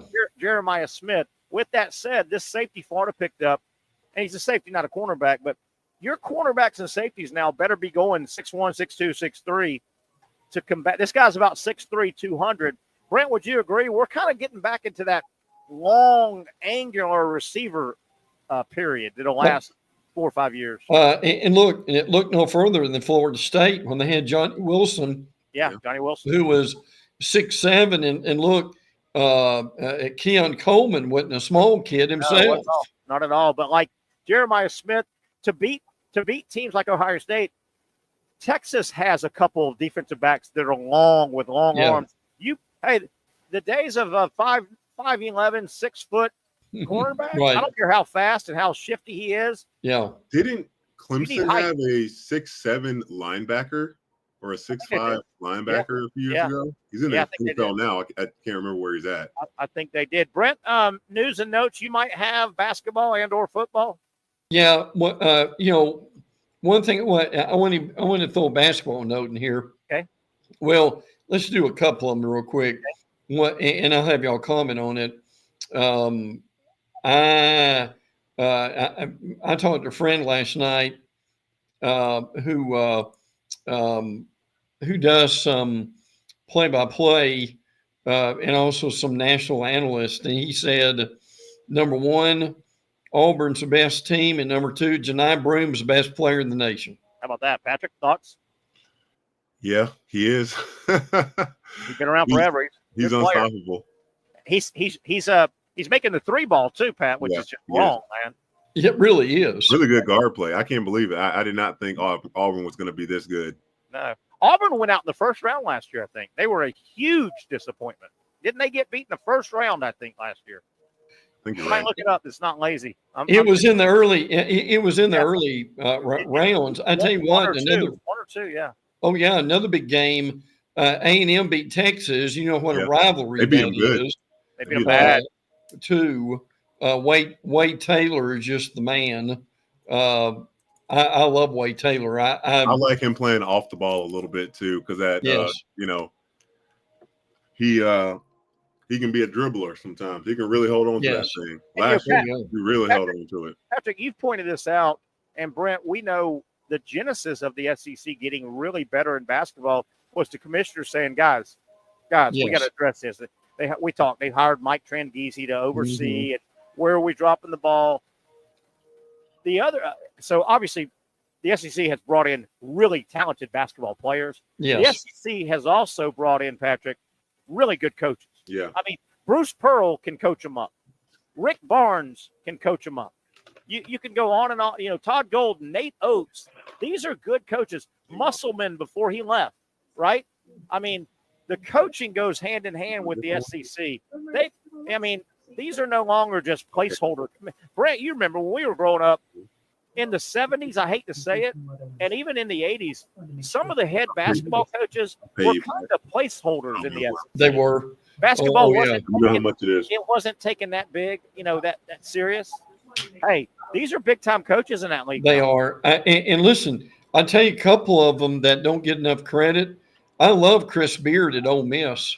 Sure. And what he has done. And I'm not sure, I don't know that much about him, but Pat, this Chris Jans at Mississippi I was about to say, has Chris done Jans. well. Hubbard is the most offensive player he's had since he's been there. Right. Like offensive minded. Yeah. But they will grind you down defensively. Did Jan spend It's time weird at Georgia? seeing Tolu Smith not there anymore. That's for sure. Yeah, he was good. Did Jan spend time at Georgia, or am I misremembering that? No, he was at Chris Jan. Wasn't Murray State. Chris Jans, yeah, nice coach. Nice coach. Patrick, Not an offensive-minded coach. No. Speaking of, I got a kick, and I like the guy I'm going to bring up. I like him. I think he's a good person. Obviously, Florida loses Saturday, 106-100. Florida's previous coach, Mike White, who's now at Georgia, they got beat. Georgia got beat Saturday, 63 to Mike White's 51. Florida scored 50 in the first half. Mike White's team scored 51, Patrick, in the game. Oh, Mike White. I bet he coached it down. Remember how bad White was the last 5 minutes of every game? Yes. He would grab a victory and shove a defeat down your throat. Right? Oh, yeah. Yeah, no doubt about it. Hey, Pat, real quick, I'm fascinated with stuff like this. Okay. And your average, you're going to be at the SEC Network tomorrow and Wednesday. Yeah. Tell us, when do you get to the studio? Yeah. Do y'all go into the green room or whatever you call it? Yeah. And to talk about the games that you're going to do, and how, Pat, by Wednesday about midnight, I don't think people understand this, and Terry would, because he's done television. How exhausted are you Wednesday night about midnight, Pat? You've seen enough basketball. Oh my gosh. Well, I'm thankful I don't have Saturdays. Yeah. Oh my gosh, because I'd be exhausted on those days. But what's awesome, the first game tomorrow, 7 a.m. or is at 7 p.m. So I got plenty of time to just hang out before I even go in the studio. Right. And what's really cool in our green room, there's 6 TVs. Nice. That one of them, the lady that does our makeup, she watches this one show because she doesn't really care too much about sports. And while she's give her a TV. She makes us pretty. Give her a TV. Yeah, right? Yeah, for sure. But it's some stupid show that you get sucked into watching it. Yeah, I bet. Patrick's watching a cake show or something. But I'll get my mom's coming with me, so when do y'all take off? Tomorrow, Brent, at 2:21. Arrive there somewhere around 3:30.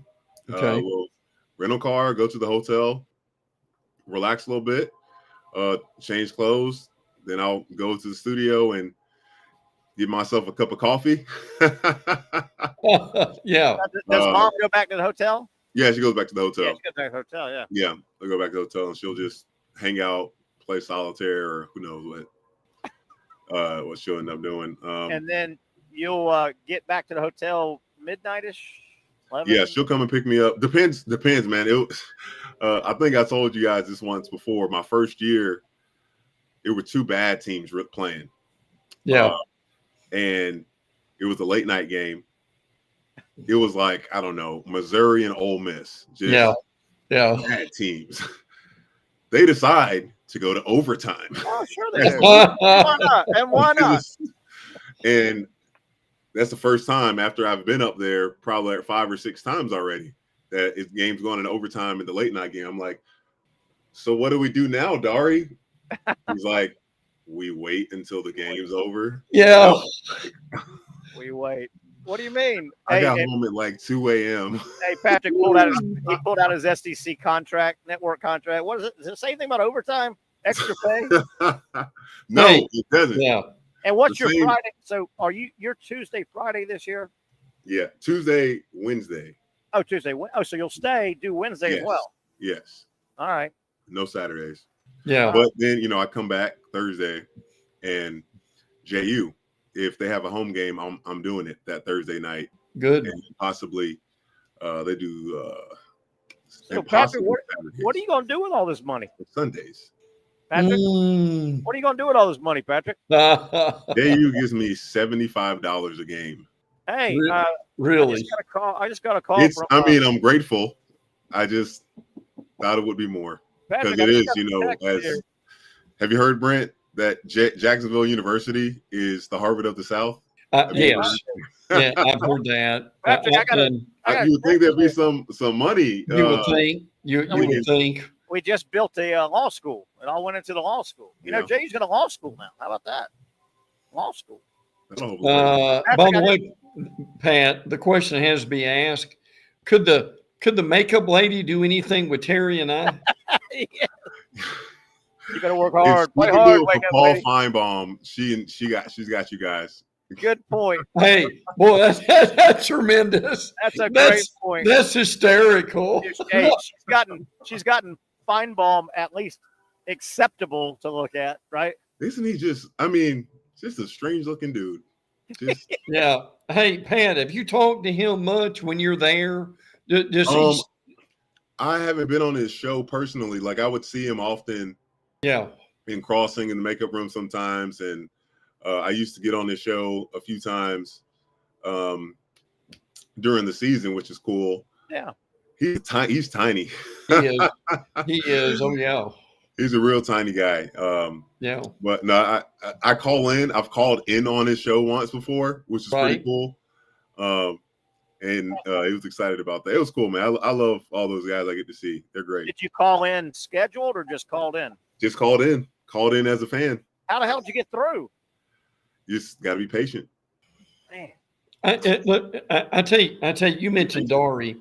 Now, I'm just wondering when some of these guys retire. See, I think Dari, and help me on this, Terry. I think, Pat, I think Dari could be a superstar one day. Yeah. I really do. I think he's smooth. He's so good across everything too. Yeah. He's got the voice. He really is.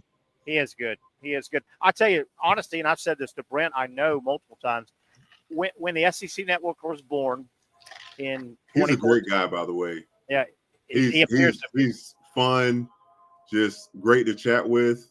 When the network was born in 2004, that was big fanfare, Brent. We we all waited for years. Yes. And they, when it got close to, firing up, they made their announcement to who some of their big boys were going to be. And this guy named Dari Noka, funny name to me, you know, just a different name. It's not Oklahoma fan. Yes. Yeah. And so you look him up and I'm like, Dari Noka. I thought, Jim Bob Cooter was going to be the SEC. Yeah.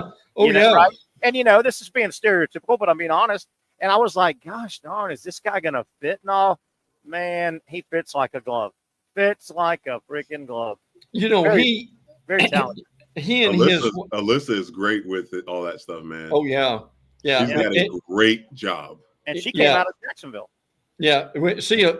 Right, Brent? Oh, yeah. I wonder how much I'm so curious how much she gets paid. Yeah. Alyssa and I works year round. Yeah. Oh, yeah. We did television together here. Is that right? Alyssa and I did. I could tell then she was going to be on to great things at one point, too.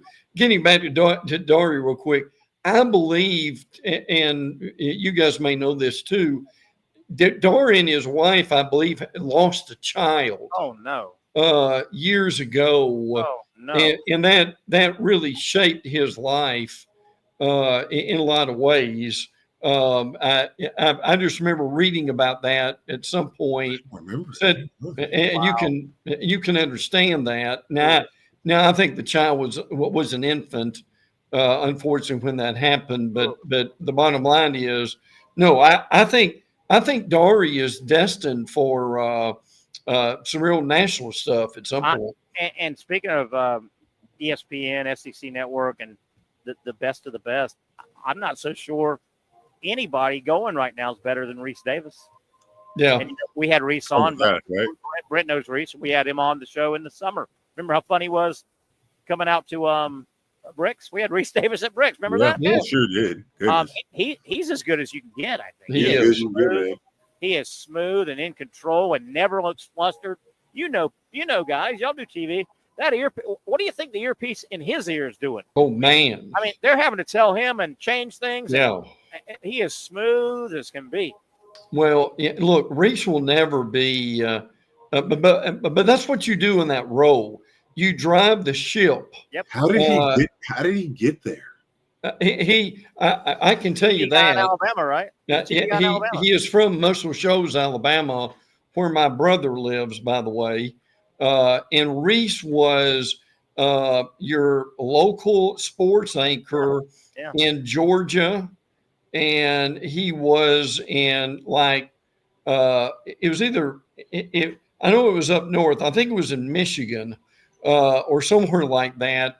And one day his wife, Lee, said, look, ESPN's your dream.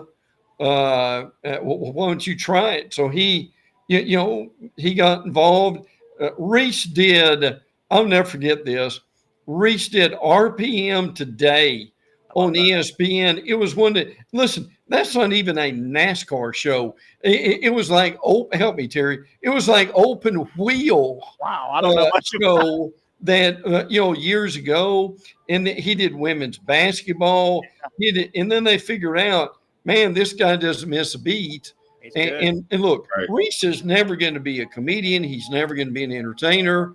But for what he does, and Terry's done this before, personality, man. Just steering the ship with all those personalities is what he does that better than anybody. And I think we talked about it when we had lunch with him, and he was on our show last summer. He's from Muscle Shoals, Alabama.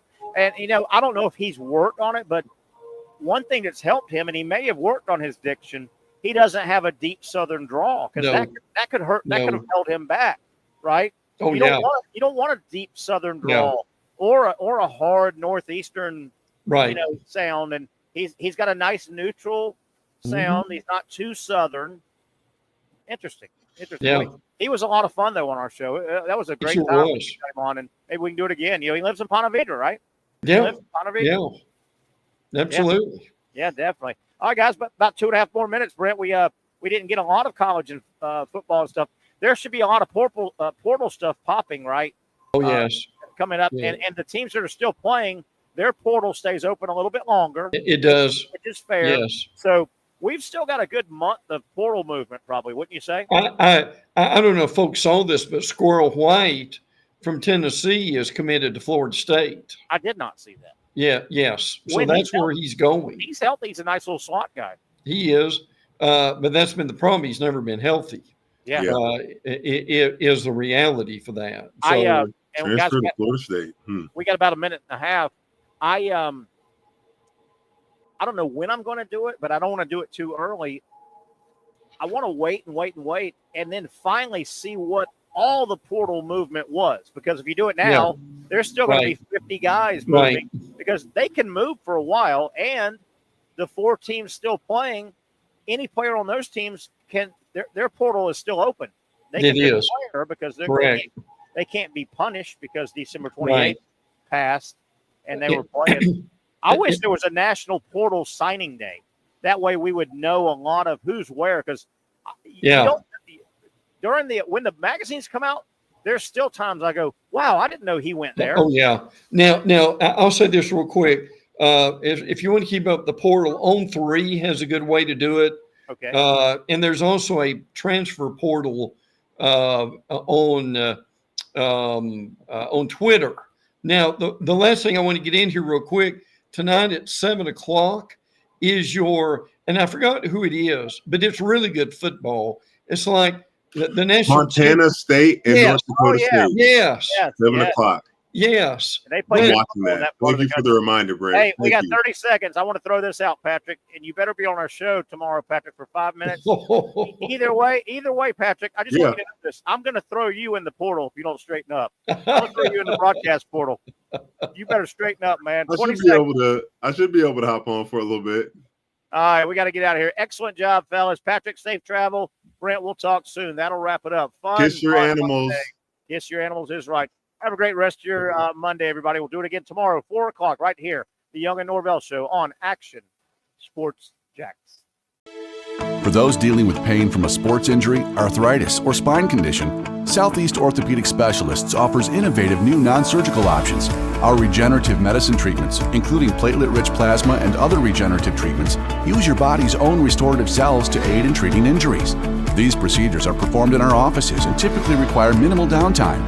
If you want to get back to doing what you love, our regenerative treatment options may be right for you. For more information or to schedule an appointment online, visit our website.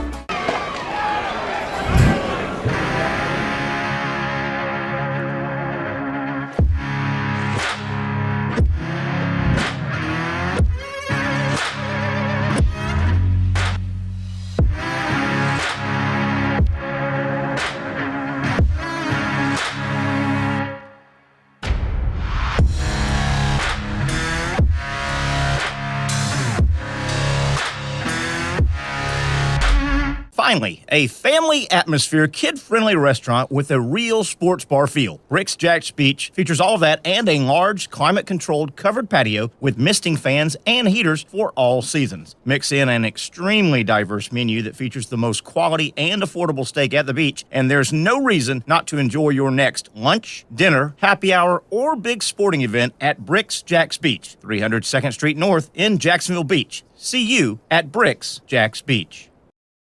You really got to hand it to him. Hold on. The previous play is under further review. I'm not sure what he could review, but okay.